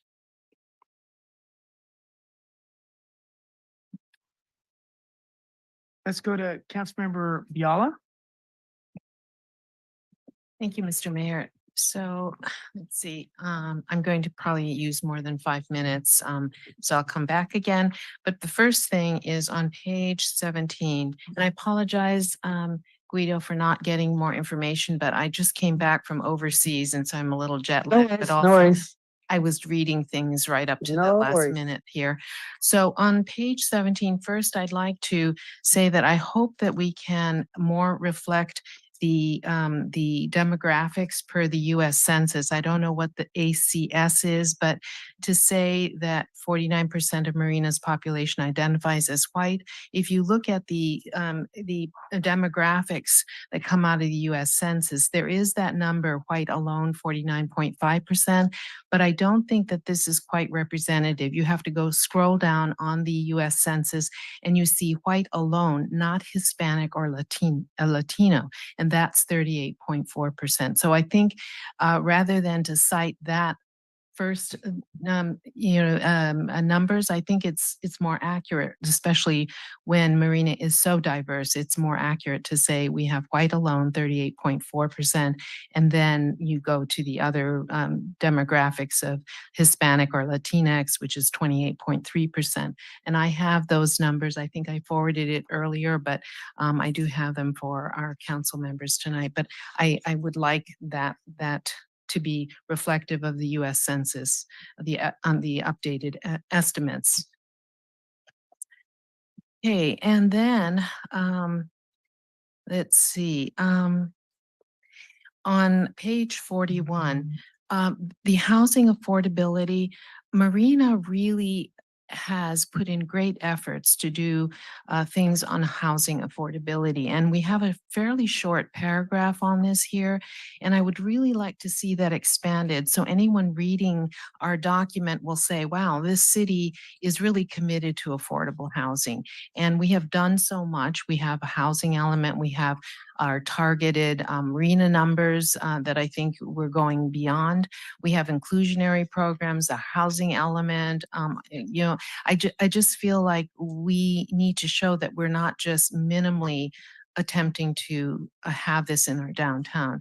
And especially because we have city-owned properties too, that affordable housing can be more than just the 20% that is mandated by the state. So if we could somehow amplify that, I think that it would be really good. Then on the same page, we have 4.2.5, which is on sustainability. Now, I think I'm the only one on the dais here who had been around as a planning commissioner. I participated in the more than 1 year of the ad hoc committee on the downtown vitalization specific plan. So I have labored in those meetings on many of these issues. And the one that had to do with sustainability in the old draft was pretty significant. And I want us to go back and really look at that and include more of it. I also had asked at one point for Jay Gentry, who was with Passive House at the time, to look at this particular old draft of the downtown vitalization specific plan where it talked about sustainability. And he had some really great comments. This was now 2 years ago. And I wanted to forward that to the planning department as well as to give a copy to the folks on the dais, because I think he gave some good insight on it, because I'm not an expert on sustainability, especially not, with infrastructure, et cetera. And he was, and so I reached out to him and he made some really good recommendations. And if I could just pass these out from the dais while I'm talking, that'd be a little helpful. But he says things like that he would, rather than saying green building practices, he suggests environmentally responsible building practices. And he says even consider adding specific references to energy efficiency, healthy indoor air quality, fire resistance, durability, lower carbon impact, things like that. I think that our small paragraph in here could be amplified to include many of these things. There were 5 pages dedicated to sustainability this was a October 2020 draft of the downtown specific plan. And some of it really seems very relevant. The goal was to support development in downtown Marina that employs green building technology, employs net zero building principles, and is designed to create more comfortable indoor and outdoor environments. There were just so many things in here that talk about incorporating native plant species, drought tolerant species, rock and stone landscaping, maximize the use of available reclaimed water. And he also said, Jay Gentry said to also add capture rainwater runoff. Require all future private and public projects to demonstrate how they will contribute to the long-term sustainability of Marina. Methods for contributing to sustainability could include green building and streetscape technologies, enhanced pedestrian access to transit, variety in housing options, drought tolerant landscaping, outdoor low light options to mitigate light pollution, and bicycle racks. I mean, it just goes on. We have so many things on these 5 pages, and I would really like us to look at some of that and see how we could put in more specifics that again connotes our commitment to the whole issue of sustainability. That be possible? Absolutely. And as a matter of fact, I met with Jay when I first started and asked for some specific policy language from him. And I don't believe I actually met with him for a good hour and a half in my office. So I can reach out to him again. Some of the passive energy stuff he was recommending, no city in the state of California has actually adopted that. And so I was a little wary about that. But yeah, definitely if there's specific, I can certainly reach out to him again. So. Yes, and at that time, we actually cited the LEED rating system for environmentalism, and and he did say that there are other recognized environmental / energy efficiency certification programs, but this is something, and he listed them and whatnot. But again, just calling attention to the fact that we might want to consider or encourage this kind of certification. I don't know 2 years later, how advanced these principles have been advanced and codified now in ordinances. But I feel like we just need to embellish this chapter, because Marina, that is one of the key things about Marina that I love, that we are so focused on that and want to be in the forefront if we can. Is my 5 minutes up? Maybe a better transition. Okay, great. Let's go to Councilmember Vischer and come back to Councilmember Viola. Thank you, Mr. Mayor. You probably want to time me too. But although I can be pretty short, I think, because thanks to staff for answering all my questions. And I had a lot of questions because this was new for me, because I've never been involved with the downtown vitalization plan.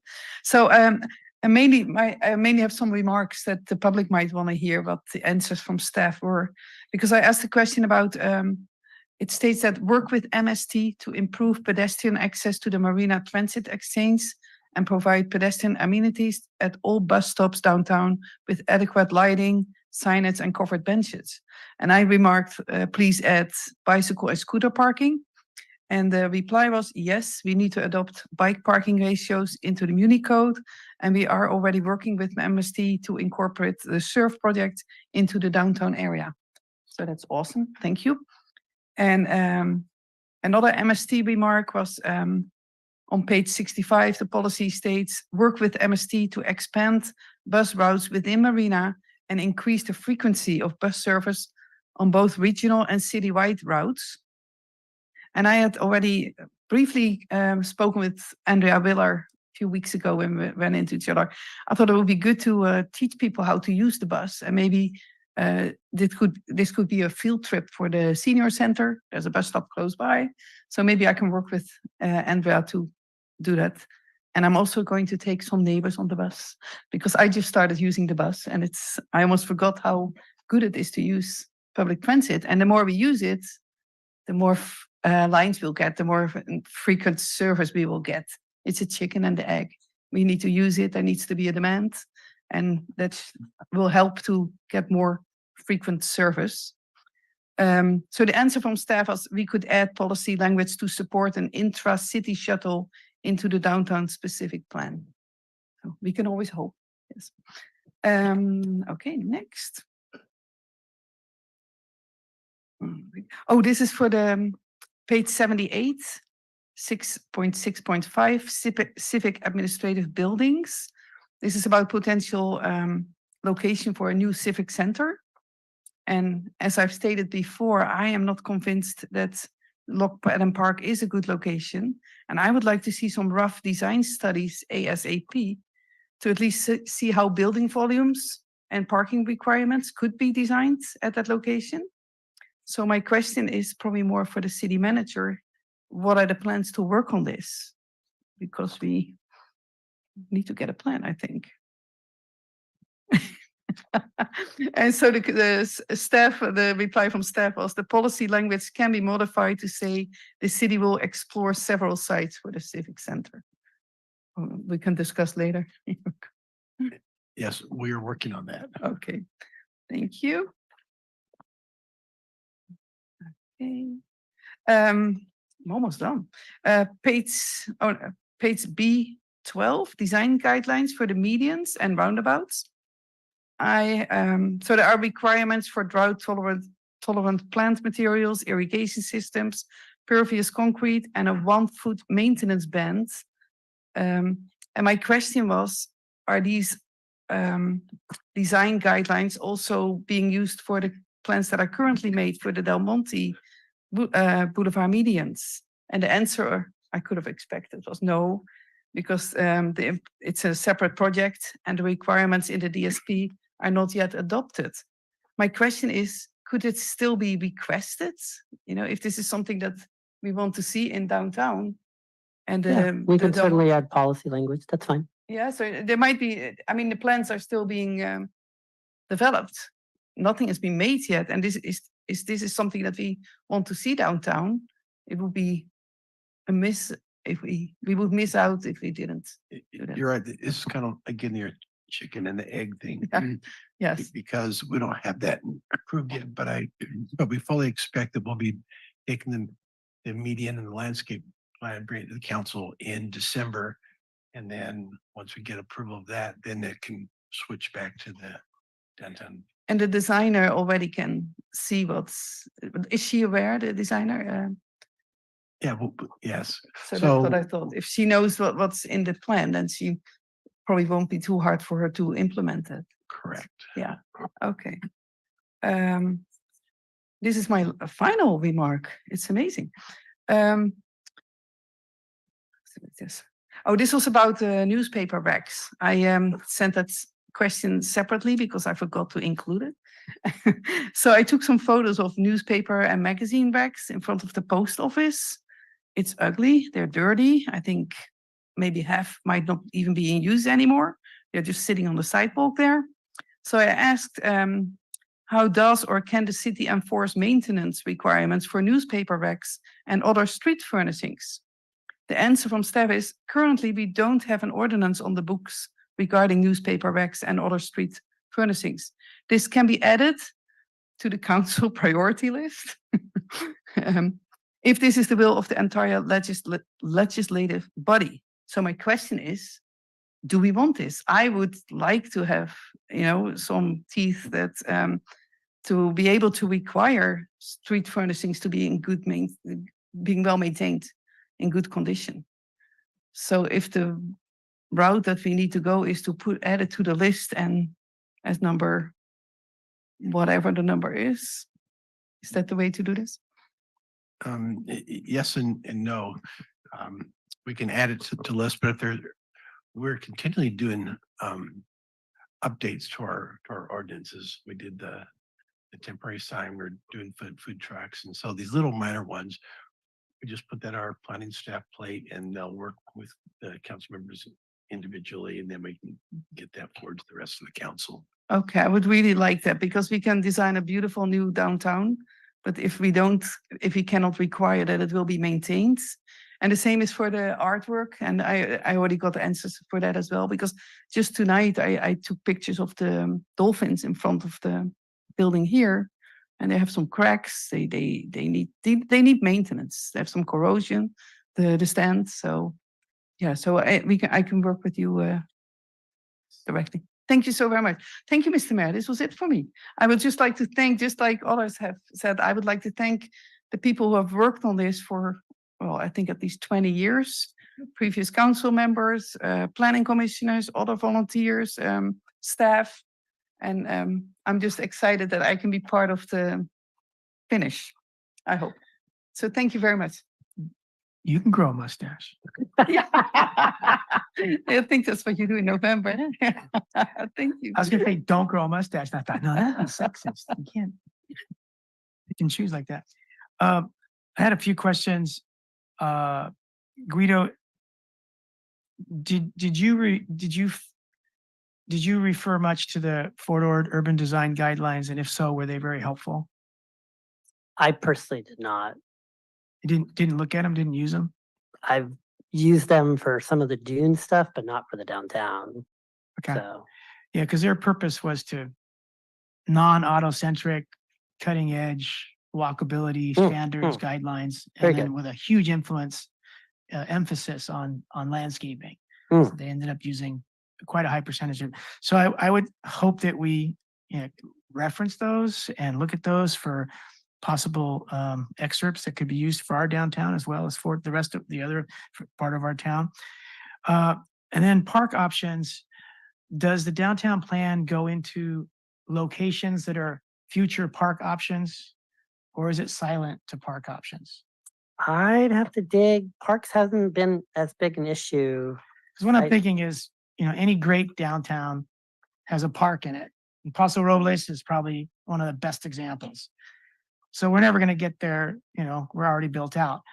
But when I look at the MST that has had 15 years, nobody wants to build there. And it was built as a landscape dirt area to be uncomfortable for people, so people didn't use it, so that people wouldn't love it and want to keep it as a park. But there's a huge market problem trying to get it developed.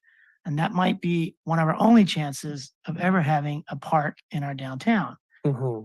And all the sustainability points that are being brought up tonight are enhanced by having a park for.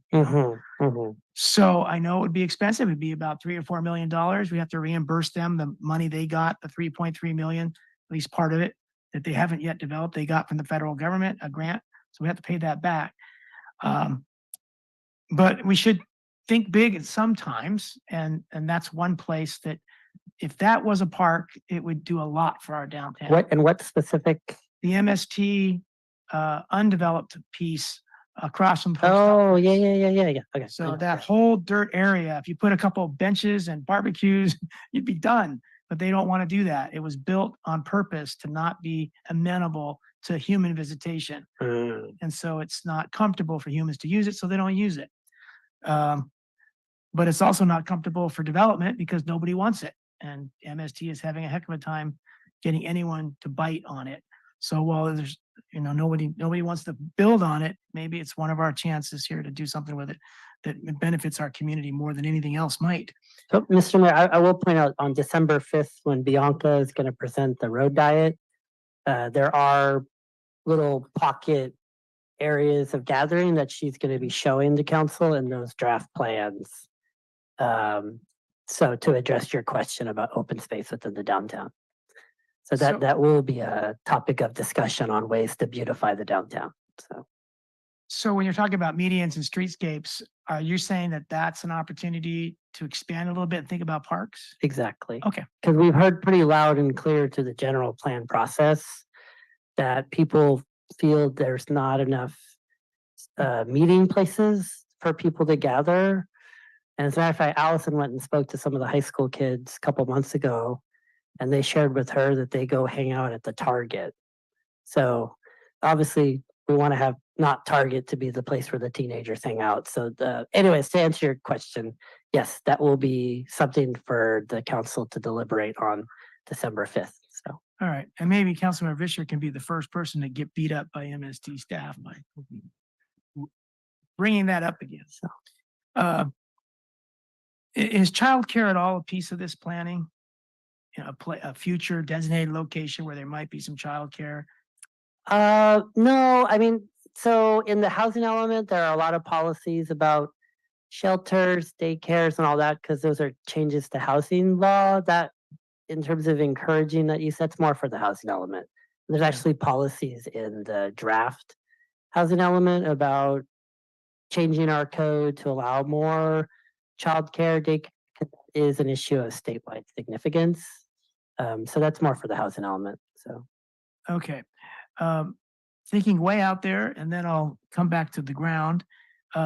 With Joby here, hoping to turn the country into vertiports for vertical takeoff and landing vehicles, is there any way that we could schematically set aside some areas that in 10, 15 years could be used as vertiports, but not that we would build vertiports until they were needed, but maybe have some landscaped areas that could be planned to turn into vertiports if that became a way of our culture?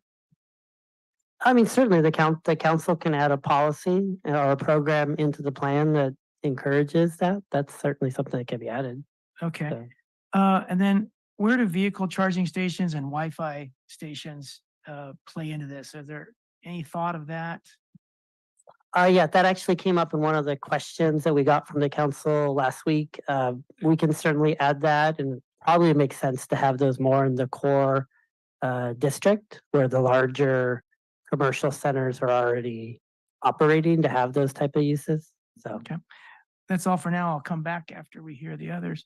All right, let's go to Mayor Pro Tem Medina Dirksen, and then we'll go to Councilmember Biala. Thank you, Mr. Mayor. One of the concerns that I've had about the plan is what kind of financial commitment will this city be in a position to eventually provide? Because as I understand it, there's an onus on businesses to make improvements or come into compliance. But it's almost like, in what I have understand to be kind of like a mandate, we will mandate you to do this, but we don't have any funds to help you do it. So it's kind of like an unfunded mandate. So what is our plans? Is it a matter of adopting this plan and then we seek grants? When I look at cities like Salinas improving and Soledad improving its downtown, in the case of Salinas, they took out money from their Measure X. They borrowed against that Measure X to do a massive downtown which looks great, but to the detriment of the rest of the city transportation projects there. So my question goes back to what's our plan for putting any financial teeth behind this, assisting businesses to make those changes that they're going to have. Well, tell me, are the businesses going to have to make those changes, specifically when I talk about the facade and how the streets, how the businesses are aligned with the street? Yeah, so I would say there's two parts to my answer. The first part is if the council can adopt the plan, and similar to what we did for the affordable housing overlay, I went out and spoke with members of the public and property owners. So if we can get the word out that yes, we've adopted the plan, and if we can get a couple catalyst projects to really push the downtown plan forward, that will actually be the economic engine that will drive property owners to actually want to redevelop their properties. And in terms of implementation, you can certainly create a downtown CFD, some type of improvement district.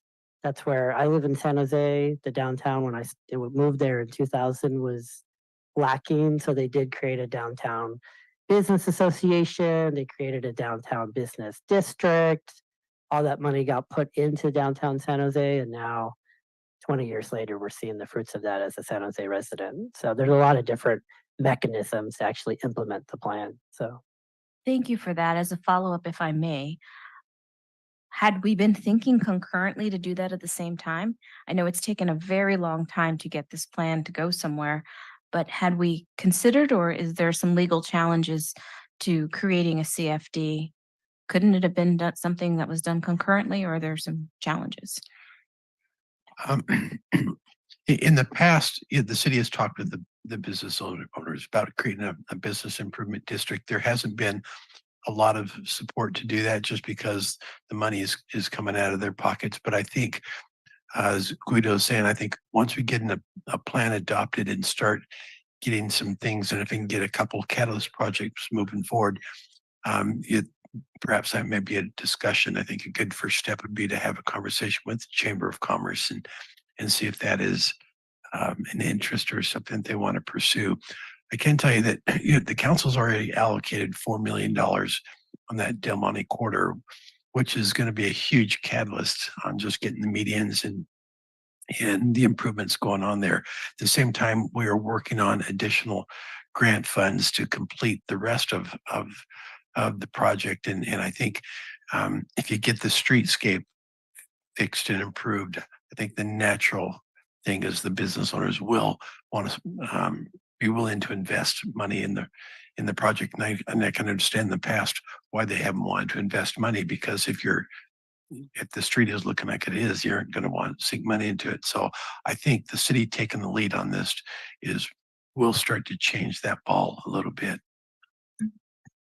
Thank you for that. And may I do one more question as a follow-up? City Manager, what is the political climate for this? Are we looking any support from Sacramento, or I was just reading I was going to make an announcement about TAMSI receiving some federal funding for pedestrian safety from Panetta's office, or from Panetta had moved along. Is there climate at all for investing? I mean, because we just don't all wake up and look like Palo Alto one day. It takes a lot of time. And as we know, our city was didn't really have a real good design behind it. So what is the climate for support of our big hopes to have a bustling downtown one day?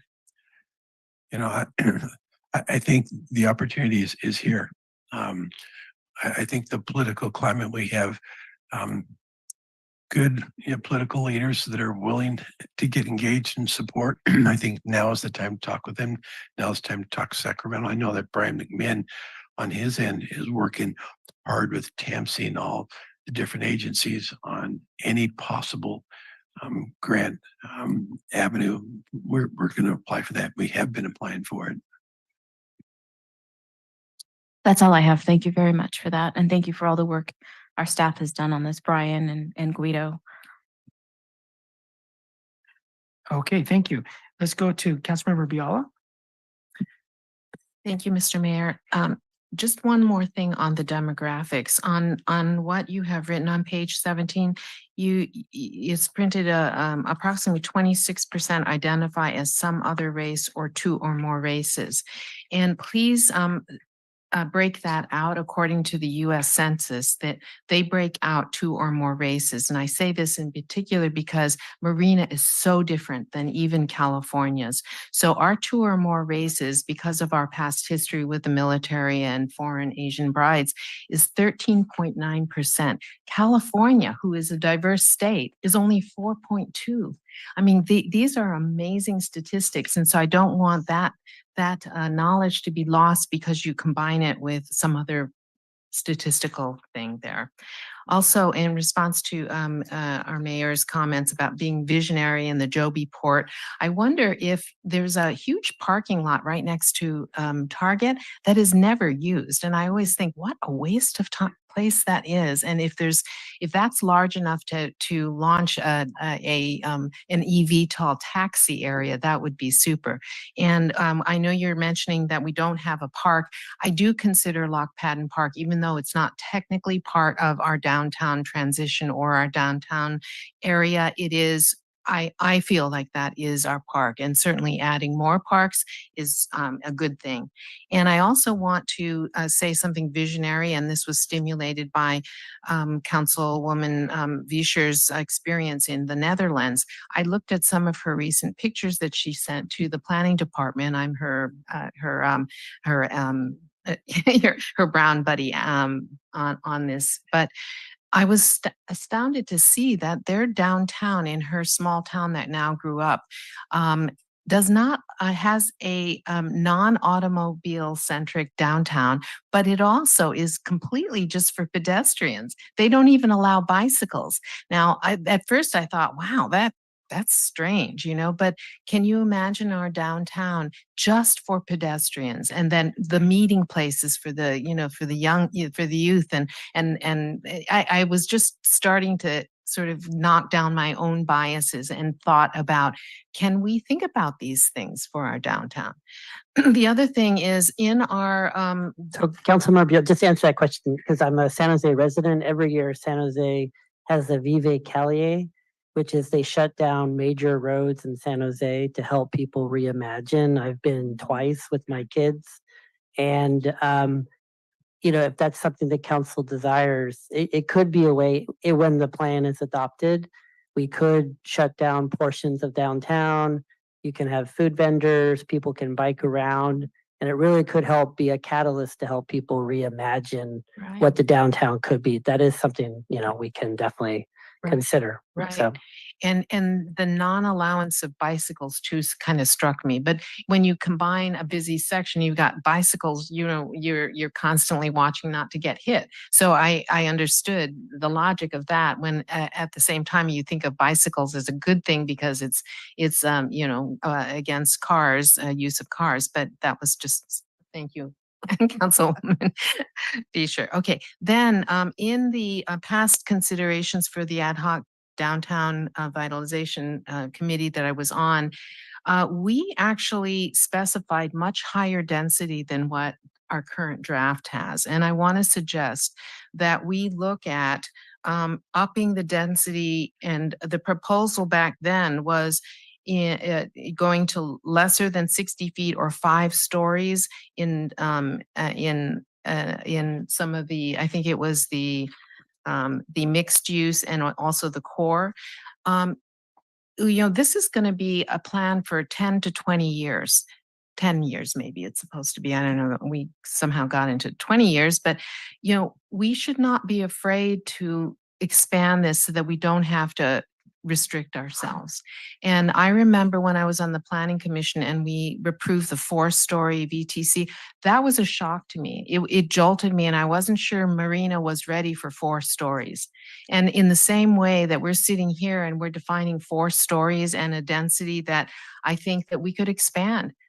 10 years from now, who knows what we're going to be, but we shouldn't limit ourselves when we could at this moment envision some other options. That doesn't mean we have to do it, but it doesn't restrict us. So I hope that we can look at the density and consider upping it. Rincon's on the call. I believe the draft EIR, which is not obviously finalized yet, I believe the densities in the plan are what were carried over. I don't believe we've touched those from the draft plan, but I can certainly check, Councilmember Biala. Yes, no, I can show you the references, the ones, and I don't know if it was ever totally discussed, because we totally didn't get to the whole approval process for, this was from the zoning regulations that I don't believe we ever actually saw, but it was committed to writing because I do have it. And so it does stop at 4 stories and a density level that is 70 rather than, I think ours in here is 45. So, yeah, Maybe it's- we are showing in the mixed use 70 dwelling units, so. Oh, it is. Well, Yeah, I'm and just- reading in here and it has, mixed use node and, okay, well, then go. Yeah, through we're that. showing Valley. maximum 70. And what I added to the plan, the only thing I really touched for the densities was I added a minimum density because we want to Yes. provide protection for this Yes. council Yes. and future councils to meet our long-term RENA obligations. It's Yes. something I've added to a couple codes and Yes. so. Yeah. Like, for example, a multifamily residential district, it says lesser than 42 feet or 3 stories. I mean, I think we could bump those things up. The maximum residential density is 35 dwelling units per acre. Why couldn't we have 70? I mean, just please look at these because, the mixed use node district on page A12 says 4 stories. And again, can we reconsider some of those and put them up higher? We can certainly Okay, take a look at Great, that. great. Mm. And this is one little small thing, but on let's see. It's very small, but it does mean something to me. A19, when you talk about the awnings and canopies shall be constructed of canvas, glass, or metal. Again, I think we should just eliminate canvas. I mean, it looks nice on the first, few months that they have them up, but almost universally, nobody cleans them and they look awful with the passing of time. And it's just a cheaper way. It seems nice to have, the different designs, but they're so ugly afterwards because people just simply do not keep them up. That's my small thing. So, okay, thank you, Mr. Mayor. So, on the canvas awnings, what was staff's opinion? I mean, to Councilmember Biala's point, if you don't maintain it, it looks pretty ugly. I mean, we can certainly take that out if that's the will of the body. That's, yeah. Can there be any kind of city requirement for maintenance? For landscaping, for awnings, for everything? Yeah, I mean, if you come in for a permit, we usually have teeth about maintenance of the, property as part of the permit. I mean, we have that for landscaping, but in terms of awnings, not sure if I've ever seen that in an ordinance. We can certainly take a look at it. I think So- enforcement would be ignored. You can, Not if you were on the committee for monitoring. I don't want to be going around the city. Yeah. Canvas and monitoring. committee. That's All right. I don't know if it's public facilities or streetscape, but can you walk us through the vision of this regarding benches, sitting benches and art locations? I'd have to flip through the plan. That hasn't been a focus as of now, but yeah, I'd have to get back to you, Mayor, in terms So of just like, as a person, in charge of this plan, what's your vision of art and benches? Do you want a lot? Do you want a few? well, good question, because we don't have a public art policy. That is a program in the plan. And so if you're asking me as an urban planner, what I would want, yeah, absolutely. We would want a little bit more meeting places for people in the downtown, which we're going to talk about December 5th. We should absolutely adopt a public art policy to make sure it's consistent with legal precedent and the First Amendment. In terms of benches, absolutely, you want the downtown to be a place of gathering that people feel safe walking around. And right now, it's very much a highway commercial zone, which I run from our office to the airport and back, and at my own peril at times. So yeah, definitely, we would want it to be a little more walkable with public art and gathering places. So. So on page 46, there's some public art content. Can you just take a look at it, in the near future and see if it's, developed as best as possible? Sure, absolutely. That public art master plan. All right. And then I'd like to answer these two questions personally for myself. Number one, I think we want to be less restrictive on non-conforming language to an extent so that we provide incentive within a shorter period of time to develop. So if you got 7 years of less restrictions and then it goes back to what it is now. Something to motivate people to take action in the first decade makes sense, but not to be so less restrictive that we go against our desire to be more dense and more walkable, et cetera. So that's my first question is, yes, we want to be less restrictive on non-conforming language in ways that incentivize sooner than later improvements. Secondly, does the city want to allow drive-throughs in the core? I'd say no. That's my personal opinion. We have a few now, and that's enough, in my opinion, so that we can get more to be walk our talk if we don't keep adding more drive-throughs. So Mr. Mayor, so the recommendation from the Planning Commission, just by way of context, was what you're saying, but to shorten the time frame, which is to allow the non-conforming businesses some flexibility within up to 5 years.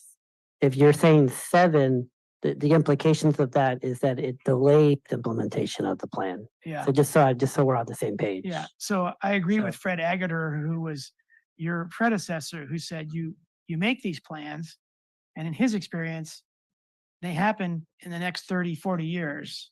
But if you don't make these plans, it'll take longer than that for them to happen.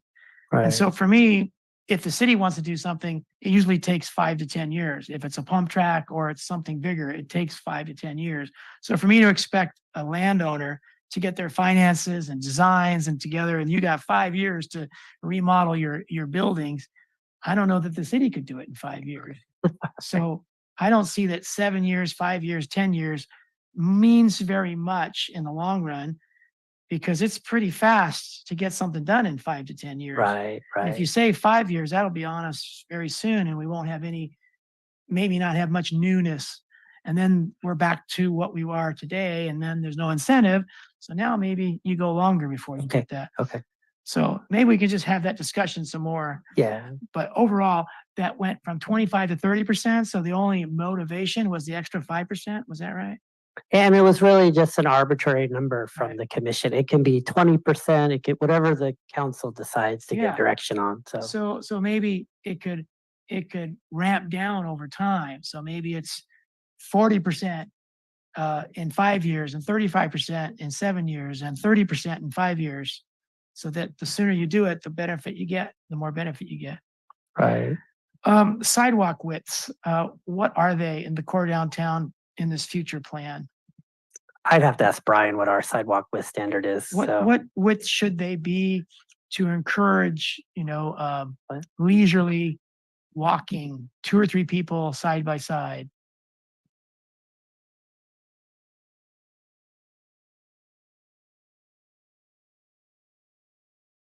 Yeah, I think in the downtown, we should be thinking more wider sidewalks, not just the minimum. We're trying to encourage people to walk to the businesses and view the sidewalk as kind of a public space, more so than just trying to accommodate people passing each other. So it's definitely going to be wider than probably our 5-foot type sidewalks, and hopefully there will be opportunities for it to be contiguous with some of the store frontages for an even wider space for use. If you look at Del Monte and we do major change, if you expanded the sidewalk because you're taking away travel lanes, so there's more space to put sidewalk in, those frontage businesses, Las Casuelas, other places, they have chairs and tables outside. It may offer more of a chance to have sitting and dining associated with the businesses. So it could be a place to hang out, but it's close enough to the commercial that you could also take your taco plate and be in that public space.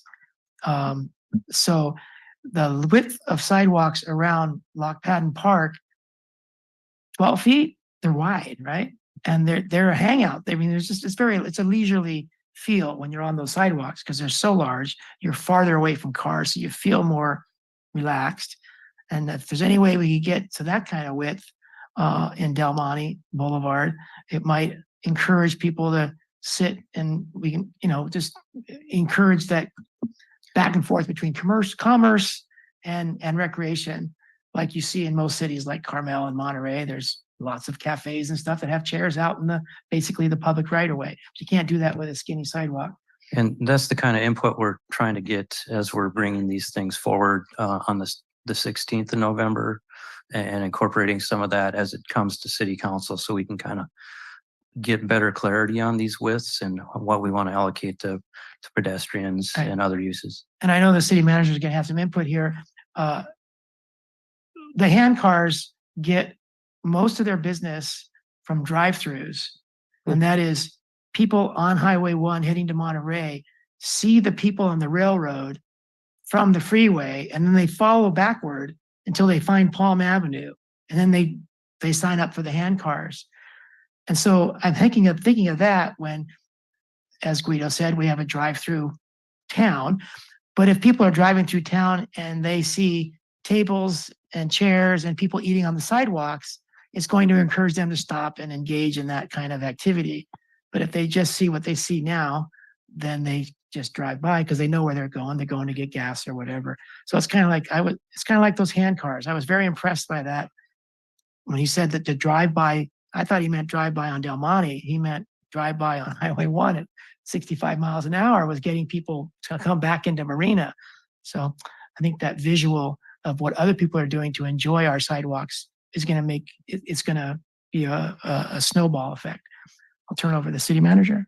Yeah, just quickly, what we're working on the median, the whole streetscape is going to give you exactly what you are wanting to know. So the designs that Bianca and her team are working on, they will show extended sidewalk widths because we know our right of way. We know that we are not changing any of our median sizes. We know that if the approval is to take it from the 2 lanes each direction down to 1 lane, we know what that width is. And she's going to come back with these surveys and all this input from the farmers market and a lot of really wonderful input. That's what you're going to see is you're going to see a sidewalk this width. These are the different ideas. These are the benches. These are the sculptures. These are the places to gather people. These are the places how we're going to cut down the noise from the cars. These are how we're going to slow down the vehicles coming down here. So hopefully on December 5th, you will see a lot more detail on that. All right, thank you. Let's go to Councilmember Vischer. Thank you, Mr. Mayor. I said I was done, but I just would like to add on to what you say. People come from the freeway and because they see the hand cars. A couple months ago, I asked, so we have an electric car since almost 2 years, and the first 2 years, some owners even 3 years, we get free charges if we use a certain brand. It's called Electrify America. We drive to Pacific Grove, we drive to Watsonville or Salinas because we're Dutch. We get it for free. So while we're there, we have to wait 20 to 30 minutes. So that's where we get our coffee. That's where I shop. And when I'm on the go, I look for the free ones. So I know that I think Mr. McMinn was going to look into see if we can lure that company to come to Marina because this is the perfect place. The freeway is here, and we don't have any other Electrify America stations close by because 20 minutes to 30 minutes, that's enough to go have lunch and if it takes longer to eat your meal, you just move your car and you spend more time in that town. So yeah, I think we have some, well, I guess Doug, I think we have some Dunes representatives on the line and they're trying to make that promenade exciting and impactful. Yes. And that's one thing that can happen to draw people to it. Yes. So All right. Thank you. Sure. Thank you. Councilmember Biala, I think you have the last word. Thank you, Mr. Mayor. I do. Okay. Again, looking at the spaces where we could build in the downtown, places where people can meet and talk and hang out together.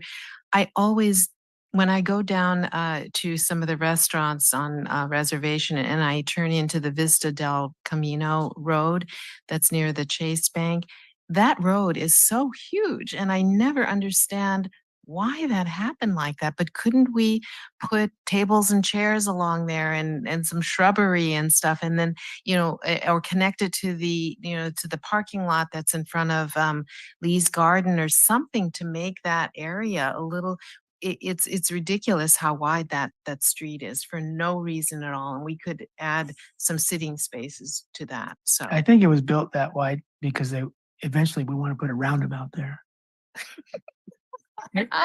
But seriously, isn't that the plan? Oh, I thought that was still the plan. Oh, my God. But, make the road go around, a roundabout and have seating there. But anyway, any little space that we can to really accentuate our downtown, no matter how small a space, whether it's that MST space you're talking about, or, this place or the parking lot behind but Target, we could have such beautiful little spaces. Or all of them. All No, of them. that's a great idea because the farmer's market's there and it's super wide and That's right. Councilmember Ayala, we can certainly add language. There is quite a bit of language in the plan.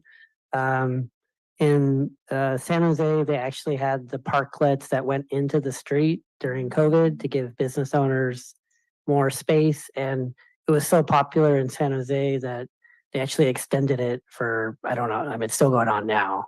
So it's an opportunity to shrink the road, have people calm down, don't drive so fast. Yeah. As a matter of fact, in public art, people have gone and painted the areas. So yeah, so there's an opportunity to make it even more beautiful. So really creative. So I do want to answer these two questions. Does the city want to be less restrictive on the non-conforming? If you're talking about extending the time frame, I think that I agree with the mayor that, 5 years versus 7 years isn't so long in terms of the life of building new infrastructure. But can you explain what you were talking about 30% or 40%? Yeah, so it's kind of hard to, so I'll try, let me try to do my best. So the minute you adopt a plan, the donut shop at the corner, if it's not going to be allowed to be a donut shop after the plan gets adopted.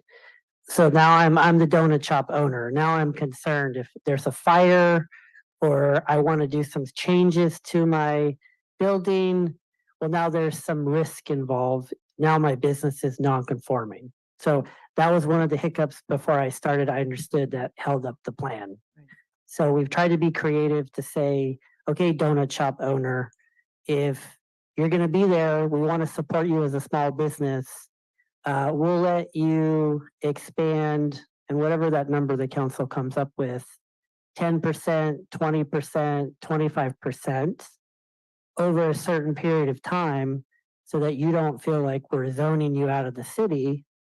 But there has to be a cutoff time so that the plan can be implemented. So the larger the non-conforming number, the more latitude you're giving the donut shop guy. The smaller the number, the quicker the plan gets implemented. Sure. So that, hopefully I explained that. So like if you chose 20%, then they could improve 20, they don't have to comply 100% with the new plan. They can comply 20%. Yeah, and over 20%. 5 years over. Right. We'll let you modify either the floor space, the assessed area up to 20% Okay. for a period of time. And then at some point it has to drop back down to the normal 5-10%. So some of these standards are critical to me. Like, for example, putting your parking lot behind your building. The more we allow people to invest in improvements that will make that ultimately really difficult for them to now say, okay, we have this massive parking lot and it's facing the street, but we've already made changes based on these relaxed restrictions. And now it's going to be harder for me to bite the bullet and say, okay, parking lot goes in the back. That's one of the things that I feel really strongly about. I don't want to give it all, that our downtown cannot have parking lots on the streetscape. It has to go behind. And that's something that, we have been very, behind on. I mean, I think that standard is so sort of fundamental right now in so many places. And yet here we have huge parking lots, one after another on our reservation in our Del Monte. And so that's so fundamental to me. It's one of those things that, we should not be backing off on that. We'll never see that then. So I don't know how to balance that with allowing them to make incremental changes. because once they do that, they've invested in their infrastructure and they're not going to want to move that thing Right. behind. Right, in front. and once again, I think it comes back to the council taking decisive action to adopt the plan, to hopefully support the road diet, to hopefully there's a couple catalyst projects to kick this thing off. And then what will happen is other people in the development community will see that the council and the commission are supportive of these projects. They will approach property owners and say, hey, your neighbor sold their property for X amount. This is the direction the city's going. They seem to be very supportive of having the parking in the back, having it more walkable. Are you open to working with the development community? That's how it's going to happen, to your point. So, Okay. All right. Thank you. All right, we don't need to vote on anything, right? This was just an informational item. Informational update. So thank you, public. Thank you, council and staff. I do, the first question is really important because my understanding, but before I started it, there was some hiccups before I came on board.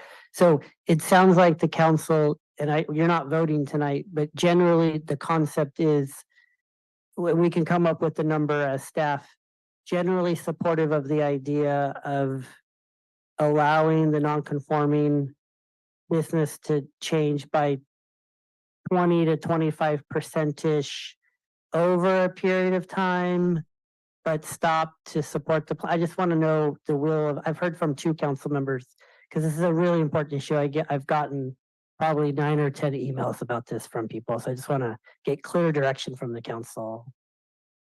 May I just clarify something that I said is that I don't know how to resolve that issue of the parking, but I don't want to see people make changes on 20% that will ultimately backfire for us because they won't want to do the one thing that I think is so critical is that the building cannot sit behind a massive parking space, parking lot. So that if I have to say, is that going to, I don't mind less restrictive time frame, but I don't know that I would say, yes, go ahead and make improvements in your building, but in 7 years, you're going to have to put your building behind, have parking behind your building. They're not going to even want that. So then I would say, no, we shouldn't be less restrictive. Just say you have 7 years as opposed to 5 years to make the whole compliance. That would be my stance on it. All right, let's go to our city manager and then our mayor pro tem. Yeah, I think with that issue, we've heard a lot of councils give feedback on that. And so we'll go back, we'll talk it over with the consultant. And when it comes back to council, we'll have some different ideas and thoughts on that. Cause I don't think we're going to reach a decision or consensus tonight, but we certainly got some good feedback and ideas, and let us talk it over with the Yeah, sounds good. Sounds good. All right, let's go to Mayor pro tem Marina Dirksen. I'd like to hear more from the business community on this one because this is going to be on them. And I think it puts the onus, like, can they really move a building? Can grocery outlet move their building? I don't think that's possible. I don't want to be the Debbie Downer here, but can Lucky's move? It just can. I mean, I think of a street, Ignacio Valley in Walnut Creek, that redid itself and had to pretty much level the grocery store, had to level the Safeway on one side. So, I mean, that's massive investment on a major thoroughfare in a major city.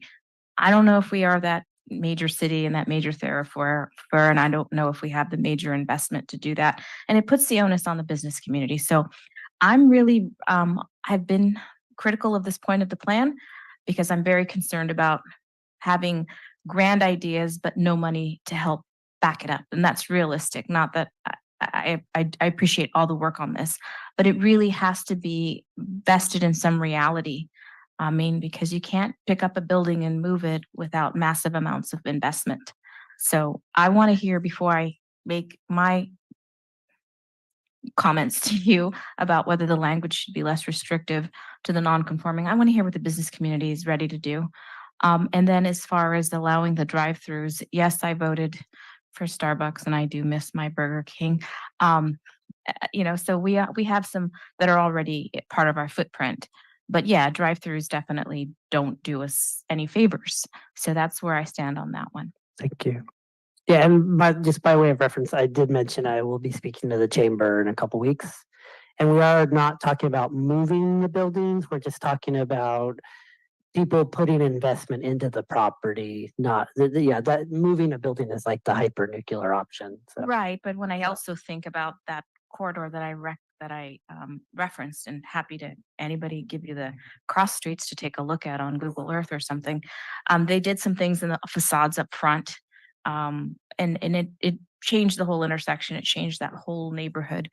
But I just know that we are up against a lot of challenges because we are not a major city, and back in the day we weren't planned right. We just were really a community that grew up out of necessity, supporting a military that I don't think had a ton of vision for what it was to look like in the future. Mm-hmm.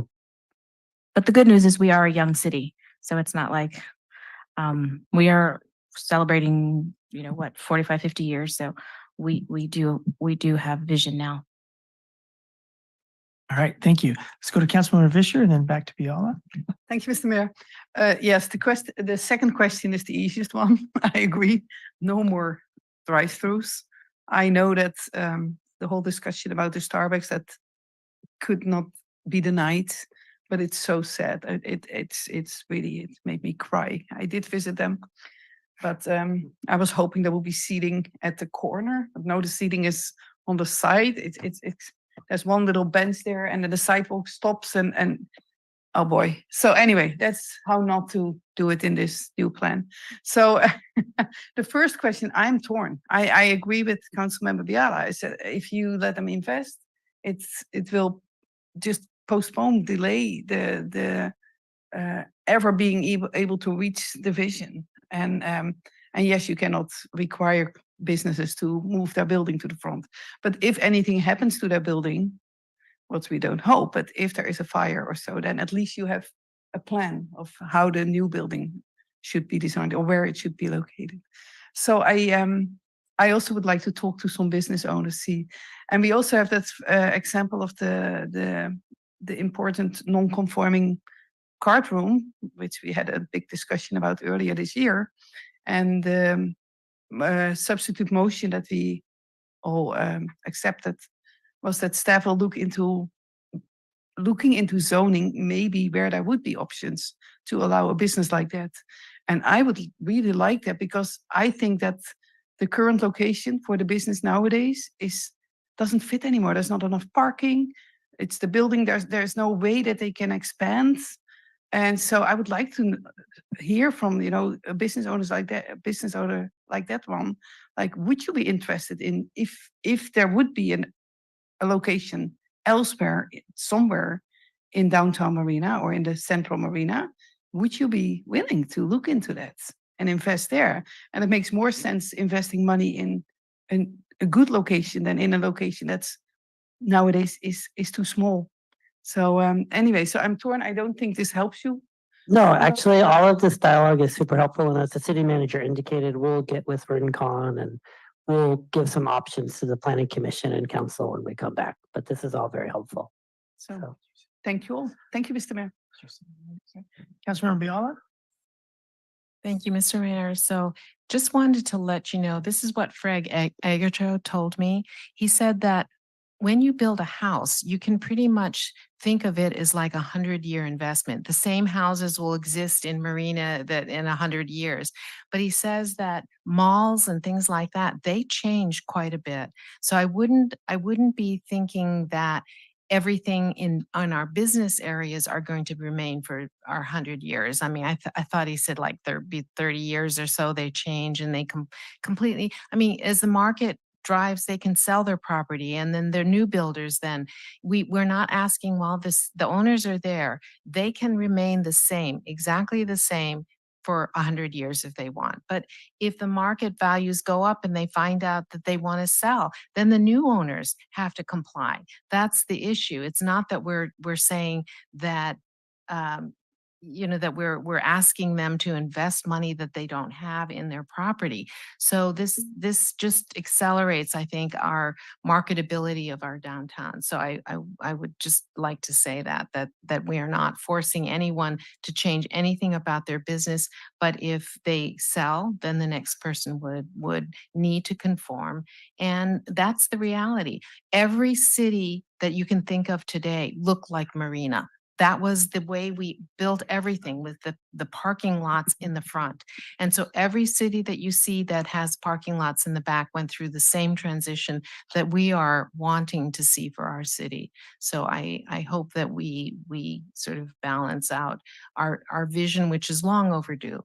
I mean, it's not, to me, like we're proposing something extremely novel. This is what I think makes sense for people's living in urban areas. Thank you, Kathy. Mr. Mayor. Guido, do substantial remodel permits trigger the conformance or does transfer of ownership? Does sorry, say that is if you substantially remodel. You need to get a permit because you're doing a remodel. Is Yeah. that when you need to go into conformance, or was it transfer of? I mean, it's in the draft plan. If you do a certain percentage, then you would have to make it conformance, but it's a pretty high number. I think it's And if you transfer title, 75%. you have to conform if you transfer title? No. No, I mean, if you have a KFC and you sell it to Matt and he operates the KFC, then he doesn't change the building. So then- it's based on alteration of the structure, not the paperwork behind it. Right. Not ownership of the property. That's something that I thought was, if you are going to sell your property, then the new owner must conform to the new standards. If he touches the building or changes the use, but if I own the donut shop and Matt's gonna keep it as a donut shop, it stays non-conforming forever. And what if Matt turns it into a restaurant, but starts selling different food, but not changing the structure? Well, then there's some zoning interpretation. I mean, if it's a KFC and then it's a chicken, but if it's a dealership or it's a different use, well then, hey, you're changing the use, you gotta conform to the plan, right? It kind of depends. Yeah. So, Thank you. Yeah.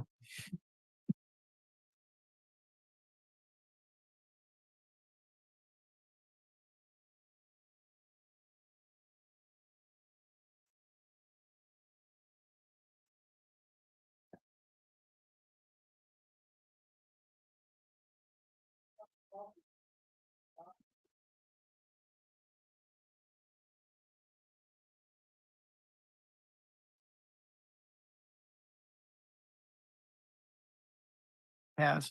So Scott Waltz is here from the Executive Committee of the Sierra Club. He's going to give us an informational update. Actually, I'm going to be giving the informational update, but Scott is here too. He's been my partner as we've been working through this. All right. Thank you, Lane. Welcome, Scott. So if you can put the presentation up here, do you have that, Matt? Scott, do you know why they call it broadband?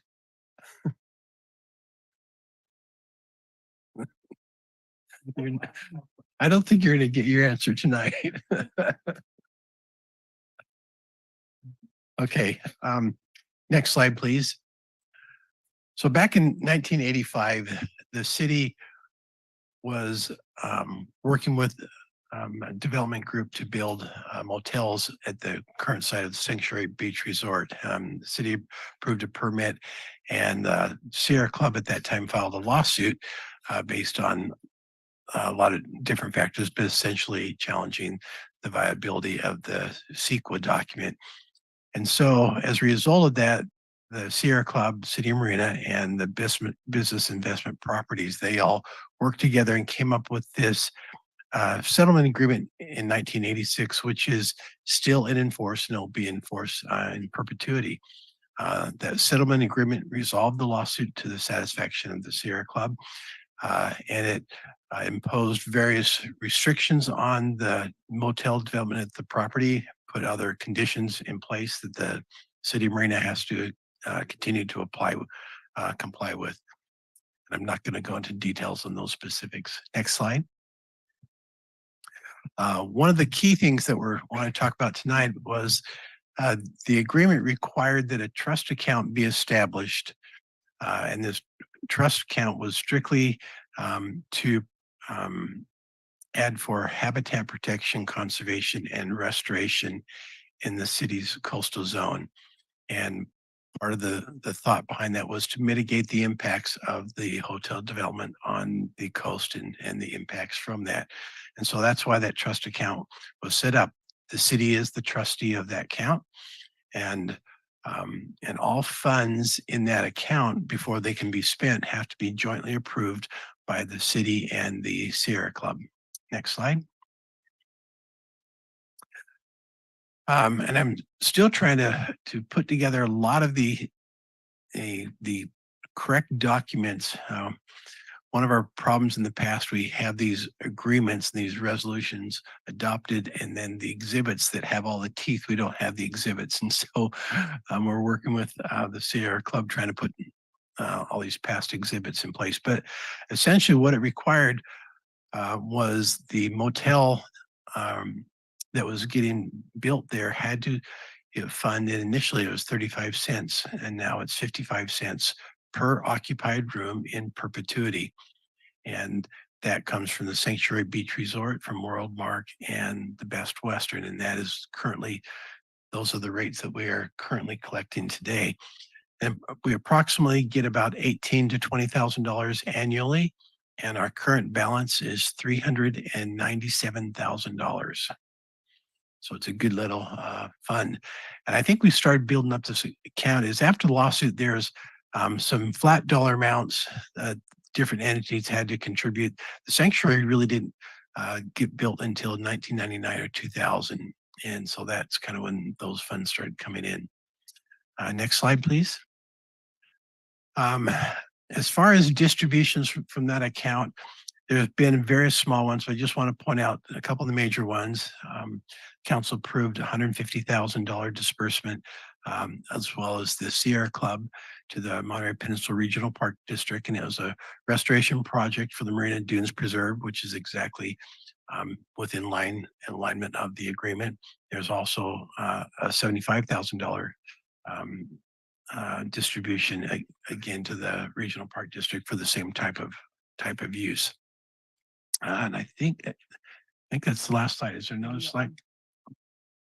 Next slide. Oh, thank you.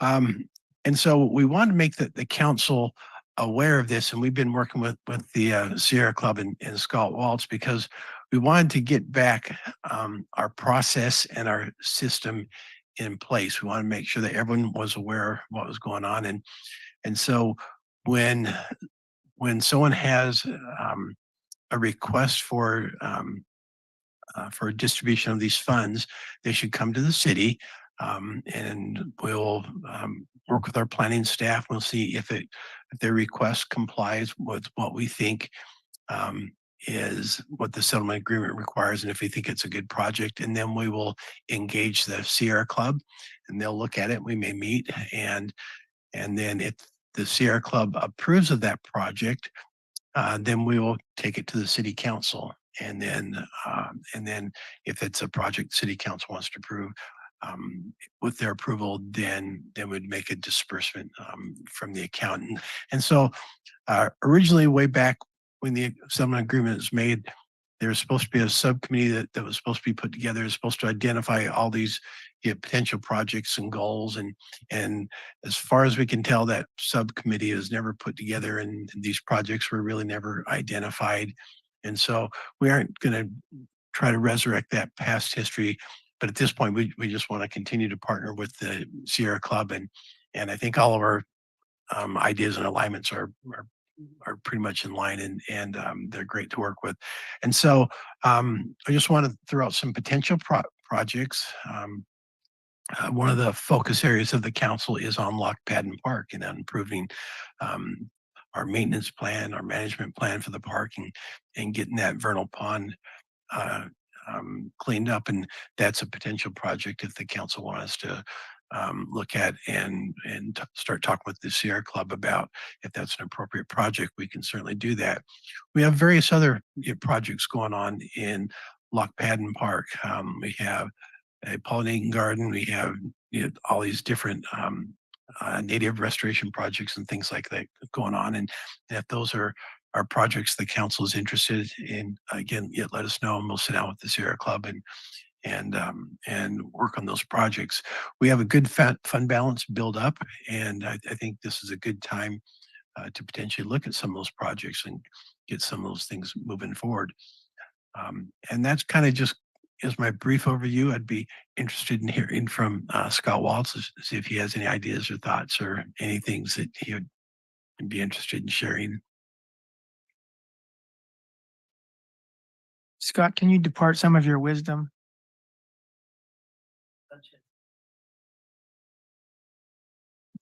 Such as it is. My name's Scott Waltz. I'm speaking to you as the vice chair of the Sierra Club Ventana chapter, which is a part of the XCOM, the executive committee. Like any good academic, Mr. Mayor, I don't know very much, but I know where to look. And I pulled out my phone, and it turns out that broadband means it supports a wide range of frequencies. Broad band. So Very good. there you go. I wasn't sure if it wasn't the beginning of a joke, so I wanted to respond appropriately now that I'm in chambers.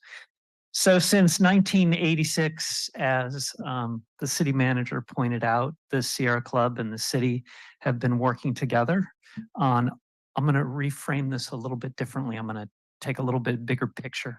The city manager is very good with details, but I want to pull out a little bit.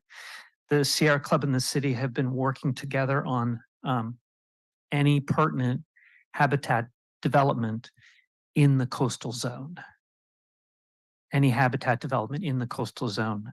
The aim, of course, as indicated, is to provide a level of coordination of efforts and agreement to ensure successful progress early on, because I think, as many of us know and aim for, the investment early on pays off later.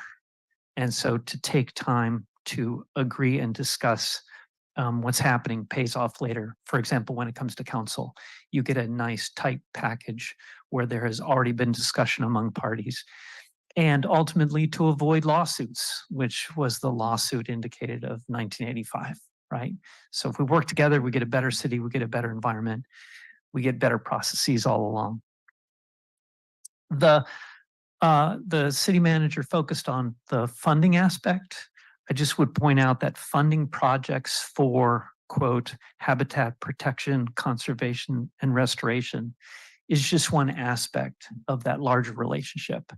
And it is, as the city manager described, it's one of the more formal aspects. And it's also the Sierra Club trying to be proactive in supporting that protection, conservation, and restoration. I've had a number of conversations with the city manager, which were great conversations. And I think more than anything, what we did was sort of remind both of us of the process, that at least a version of the process that has been in place for quite a while. I was involved with that process in some earlier matters, but things have been a little quiet recently. And so this was a good opportunity to better understand the city's role and to better understand the Sierra Club's role.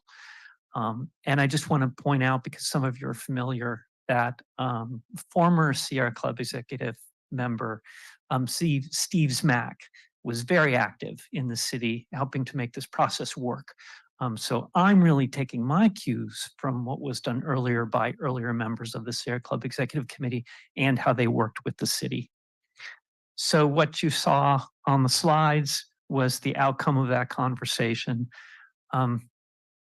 And the Ventana chapter, not just myself, but any of the members, looks forward to continue working with the city on all the habitat-related planning that would happen in the coastal zone, as well as funding worthy projects and supporting the city in its stewardship of that fund, with the aim of habitat protection, conservation, and restoration.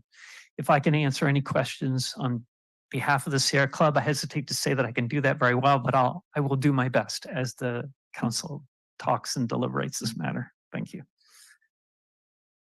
Scott, so let's go to the public first. Mr. Mayor, I just wanted to ask an important question about if I need to recuse myself in any way because I am an ex-con executive Yeah. committee. No, board we're not member, voting on anything. It's just information. so I can make comments as. Yeah, Okay, absolutely. great. Thank you. Yep. So let's go to the public. First, those of us who are in person, raise your hand if you're in person and you want to make comments so we know how many people are we speaking. All right. And then online, we have Grace raising her hand. Anyone else online want to speak? Can you please raise your hand now? And this is a way of setting up public comment so we avoid the messes that have happened in other cities. Okay, we'll give you one more moment to raise your hand if you want to speak to this item of the Sierra Club Settlement Fund.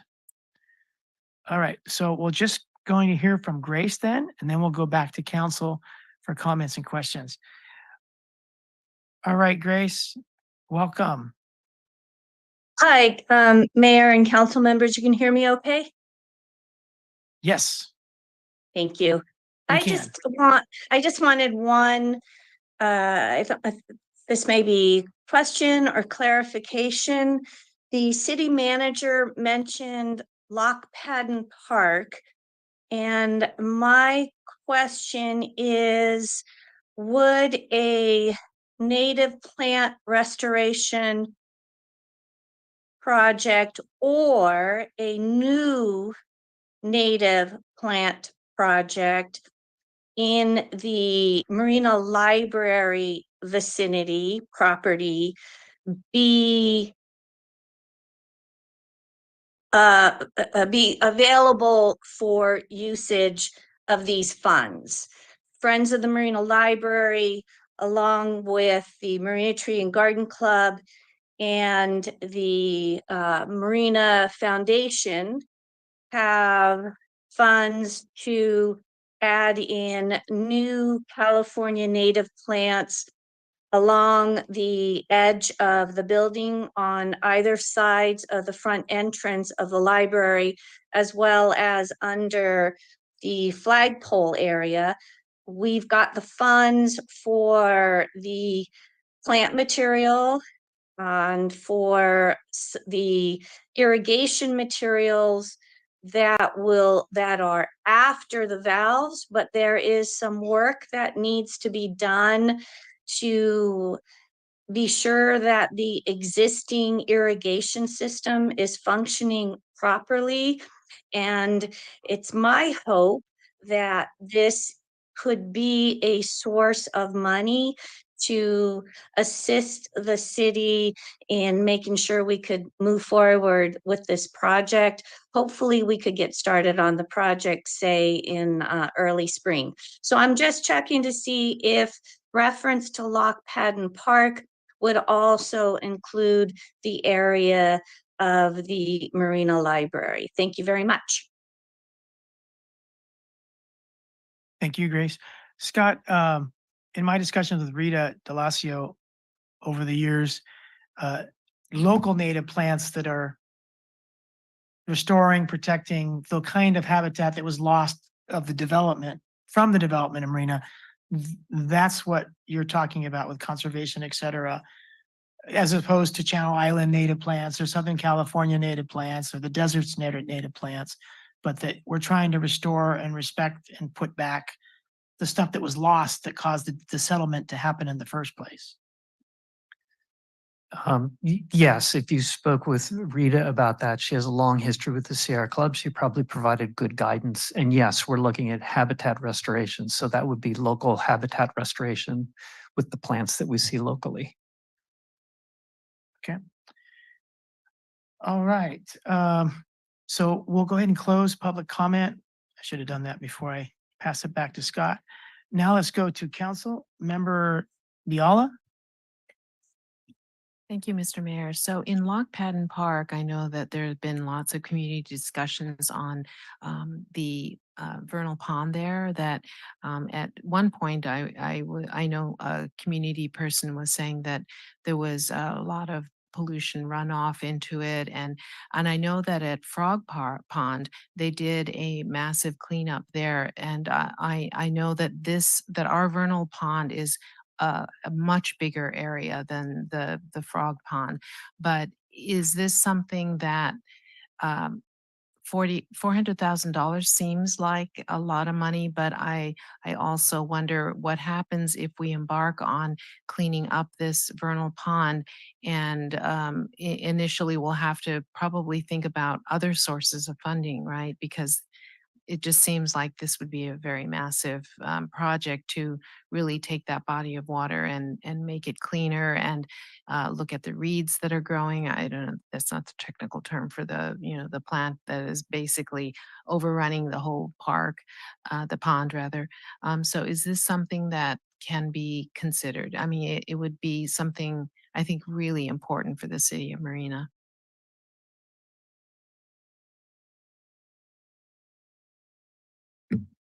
Let me answer that by first saying that in my conversations with Lane, we agreed, as per our mutual interpretation of the documentation, that the city is the steward of the fund.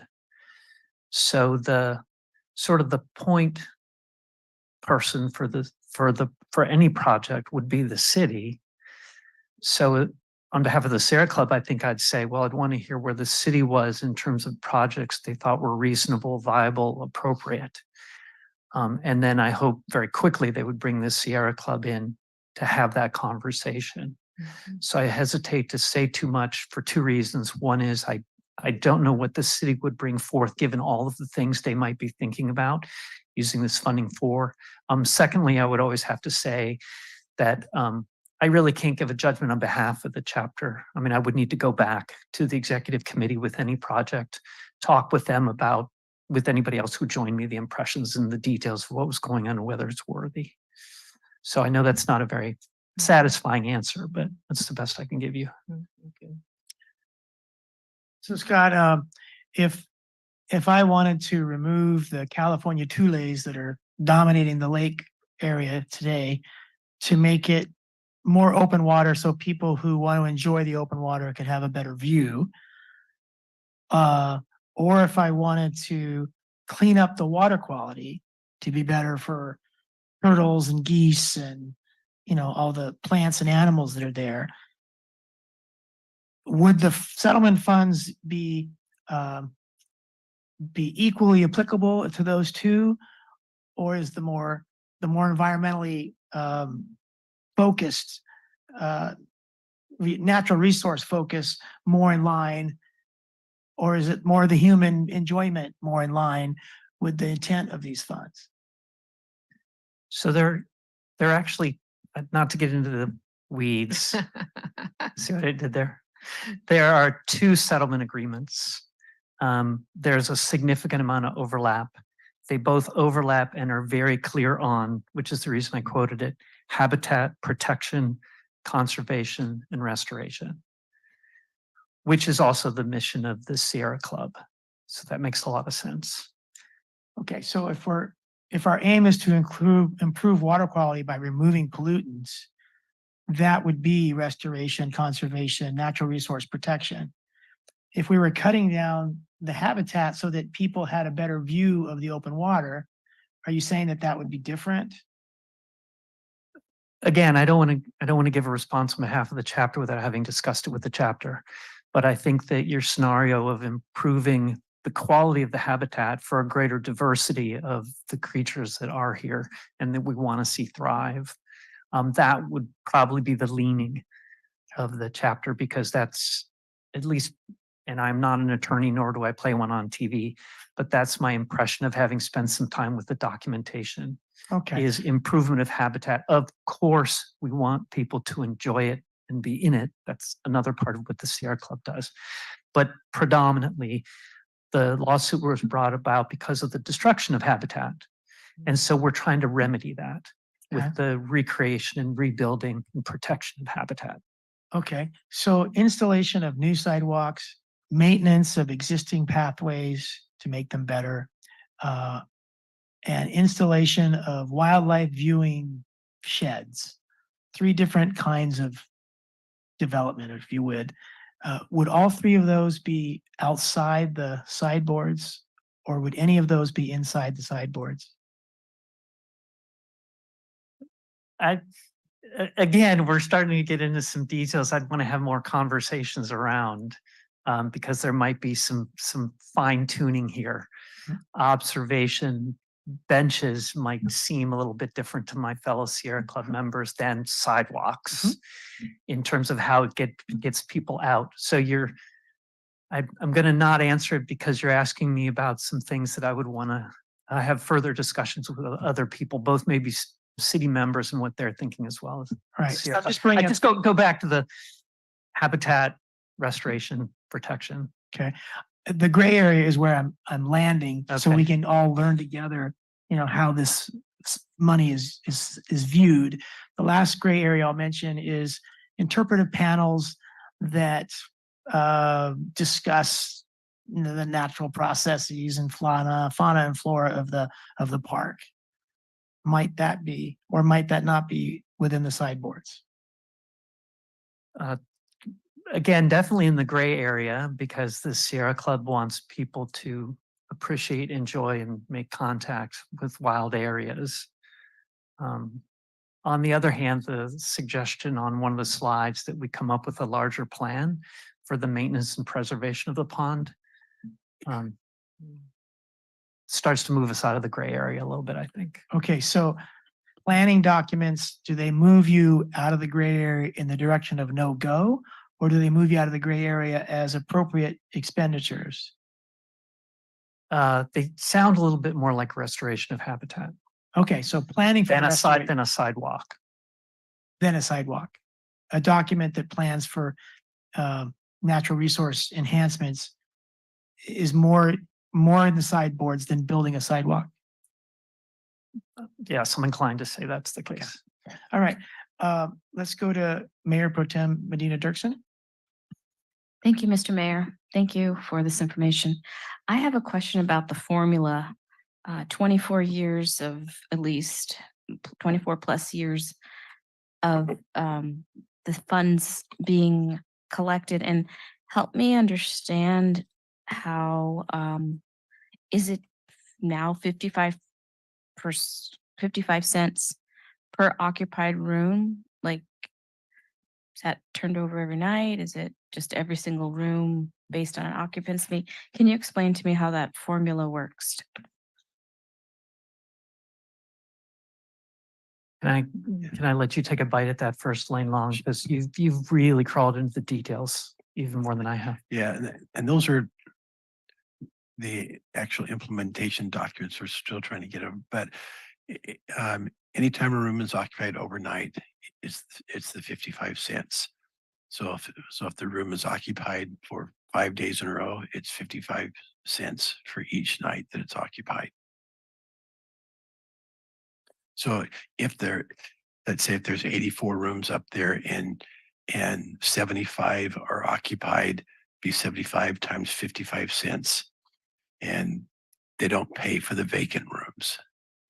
So I guess I for the future would like to see a better accounting of that, because $397,000 over 24 years. I mean, I feel like I'd like to see has there been an audit of this? How do we know 24 years being what the sanctuary's been in place and the other properties before that? So I'm just kind of questioning, have we audited this? Do we know that this is correct?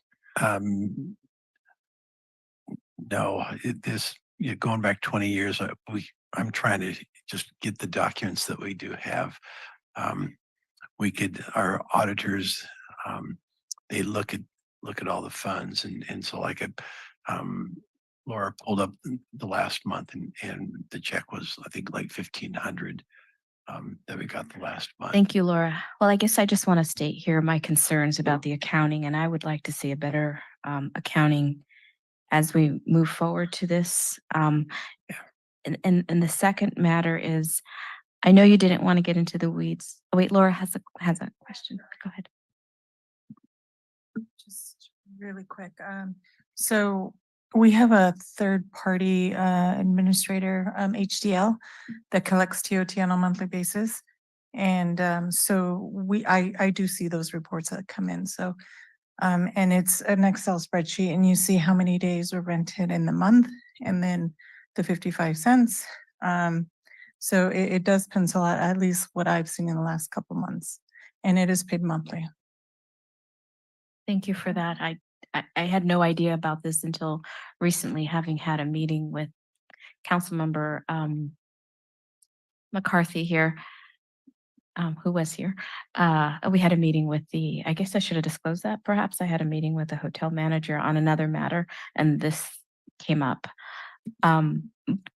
But it also occurred to me, they've done a whole lot in terms of, and they're working on creating more to inform at the sanctuary resort, their visitors about the delicate ecosystem there. But what's lacking, and I don't know if the money from this fund could go there, is any signs outside. The bridge is washed out regularly, or not washed out, but it's, I wonder if funds from this can go towards any sort of signage or in that area, in the footprint.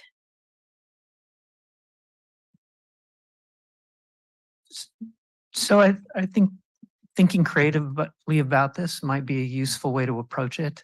And in terms of signage, since that seems to be coming up, it would certainly make sense to have interpretive signage that also reminded people to be very careful about plover habitat. And visitors who may not understand the limitations or the dangers of plover habitat, maybe local swept dogs, so that you have visitors who are learning things. We have signs, but those signs have an objective, which is to help protect habitat. Now, again, I don't want to pre-commit to this because I would want to talk with my chapter about it, but I could certainly see how something like that might aim towards the goal, which is habitat restoration, protection, conservation. Or even suggestion, if I could follow up, trash cans or public art. Again, I just some suggestions here are picking up after your animals, because I know that that very end of the dunes, I think, is allowed dogs. I'm not really sure, but I've seen that. So I just see a lot of room for improvement, and it's good to know that there's this fund that's there to do that work. Okay. I wanted to mention that if you've gone 37 years since 1986 when this fund started, if you are collecting $647,000, because we spent 175 and we spent 75, we have 397, that is up to about 647,000. You divide that by the 37 years, it's about $17,000 every year has gone into that fund. And our report tonight says approximately 18 to 20,000 these days are going into that fund. So I think an audit would always be helpful to make sure we're on track, but at least it's in the ballpark. Yep, going great. All right, Scott, thank you for being here. Thank you for being patient to the end to wait for your item to come up. Really appreciate all the work you've done. Thanks for the time. We're nicer to you than Delray Oaks, aren't we? Scott had quite a controversy in Delray Oaks trying to get Fortag to go through Delray Oaks. Had to go to a ballot measure, and then it was successful barely on the ballot measure. All right, so next, Monterey County Mayors Association, we're closing down here tonight. The 10 of the 12 mayors were able to make it out to Marina last Friday for lunch at the pump track. It was a very great, it was a really good ambiance for them.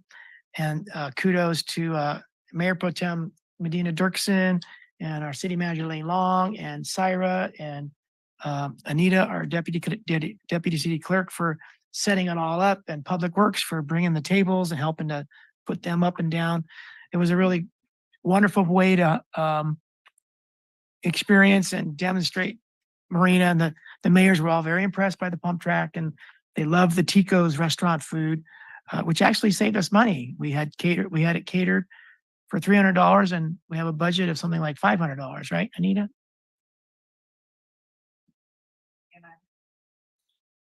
Yeah, so $350. So every month we go to a different city in the county to eat lunch and do the business items we have to do. And next month it's going to be in Monterey. Monterey is every December. Marina is every November. So thank you, Christina, Elaine, and Syra, and Anita. All right, so now we get to hear about Christina's meetings, conferences attended, and anyone else. So let's go to you first, Christina. Thank you, Mr. Mayor. And that was a great lunch. Thank you, staff, for getting out there on an exceptionally warm day. So I have some updates from TAMSI, and I'm going to direct those people who are watching, 11 participants, possibly. The website is rich with a lot of information. The first thing I'm going to mention is there have been a series of open houses having to do with some improvements on Highway 68. They're looking at about 3 different roundabouts stretching from, I think, the fire station all the way down to Laguna Seca, maybe York Road. So there's an open house for comments on the draft EIR happening on November 15th at Laguna Seca. The other thing I'm going to mention, so go on the website and register for that. I think you could listen in person, and that's has been identified as one of the TAMSI projects. And it's actually pretty important because, as we know, one accident can really just mess up everybody's morning commute or afternoon drive home. So having roundabouts in that footprint is important to really get your say. Have your say, sorry. The other thing is TAMSI was awarded $640,000 in a federal grant having to do with reducing traffic fatalities and collisions. So that's something that was just announced on their website. And as we look to improve our safety in our streets and our roadways, I don't know if that's something that Marina can tap into as well. And then lastly, that was with Blue Zones. There was one more thing. TAMSI is looking for opinions on, I think there's a survey, some of the project lists. They go through a process where we vet various projects. So, for example, Highway 101 South in Salinas and some Pajaro transit projects. But there's also a new list moving forward. So that's how, for example, the IMGEN widening, we truly work collaboratively. We have people all the way from Mayor LaBarre in King City voting for projects that really he doesn't see every single day. But thank God that we work so well together that they managed to agree that projects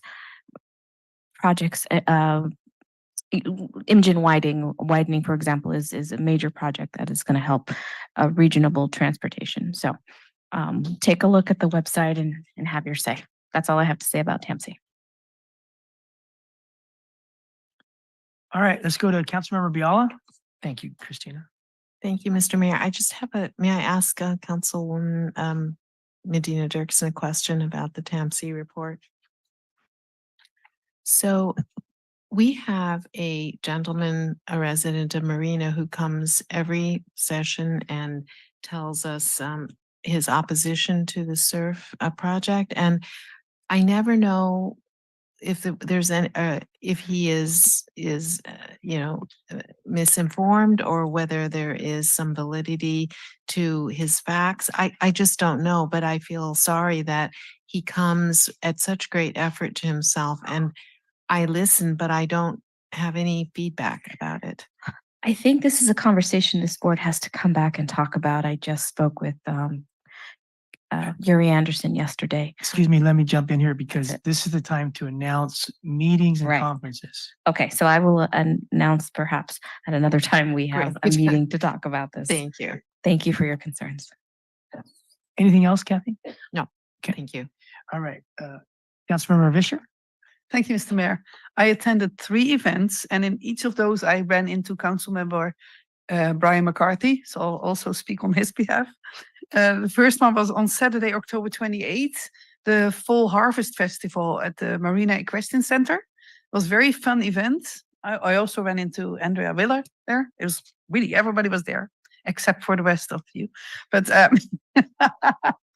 but but it was very fun with pony rides, games, art, craft projects. They had s'mores, a haunted house. It was very well attended. The weather was also really nice. So the Equestrian Center is located on 5th Avenue for those who are still listening and are not aware. And the public is always welcome. The second event was that same afternoon. I went to Preston Park for the opening or the first event that they had in their remodeled community center for Abrams and Preston Park. So they had a Halloween event with, and they had a taco truck as well, but theirs was free. Dutch, I had the taco there. No, no. But anyway, each of the events had taco trucks. And the community center is really nicely remodeled. It's a nice asset for that for Abrams and Preston Park. Also the backyards. So the residents can rent the place. I think they can reserve it. There are tables. There's a computer room. Really nice. And the last event, where I also went into our mayor, was the wall raising for the Light Fighter Village, the building that is being constructed on Hayes Circle at Cypress Knolls for by the VTC, and it will offer 71 units for veterans and their families, and this will be permanent housing. So this is awesome that this is happening. So this was it. Thank you very much, Mr. Mayor. Thank you. I mentioned I attended the Mayor's Association meeting. I also attended Monterey Bay Economic Partnership, MBEP's 9th annual State of the Regional Economy. And at both locations, they talked about an unprecedented amount of money coming down from the state to local jurisdictions who are best able to get the money if they partner with their peer jurisdictions. So regional big money asks are going to get the money more than individual, especially smaller cities asking for projects. And so I hope that we can have some kind of a discussion with MBEP to follow up on the different funding streams to make sure that we know about all of them and how we might be able to partner with these regional jurisdictions where we all get a piece of the pie. But if we don't go in together and make the ask, then other regions will get, the pieces of pie that are available. But they say at these two meetings, they said that it's unprecedented amounts of money. They haven't seen it happen before. They don't expect it'll happen soon again. But that in combination with what we've heard recently, that we have a pro tem in the state assembly that's local, and we have a speaker of the House, speaker of the assembly in California who's local, that we in this central tri-county area are better positioned politically. And now we have this waterfall of huge infusion of federal and state dollars coming through the state of California, that this is an opportune time for us to make some things happen that cost a lot of money. And then there was something called SB 423 that expands upon an existing bill that's called SB 35. But what SB 423 does, and Guido, you might be able to help us, is it streamlines housing development in the coastal zone such that it requires cities like us to approve projects and commercial areas and residential, especially if it's state-owned property.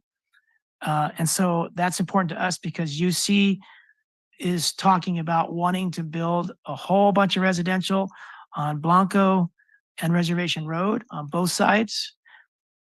And so, I'm not sure if it applies to the UC, but I think they come under different laws than the CSU system. But anyway, it'd be nice for us to know how that law affects us and our two university partners' ability to do the kinds of projects they might be thinking of doing. All right, that's all that I wanted to speak to. Councilmember Brielle, did you have more? Just one real quick thing. I'm feeling guilty, and I just wanted to say that I haven't attended any of the community events because I've been overseas for 3 weeks. Thank you. She had to go overseas for 3 weeks to decompress from the wonderful job she did of the two sister city launches. Did we talk about that on the dais? Yes. Okay, That's fine. as a meeting? Okay.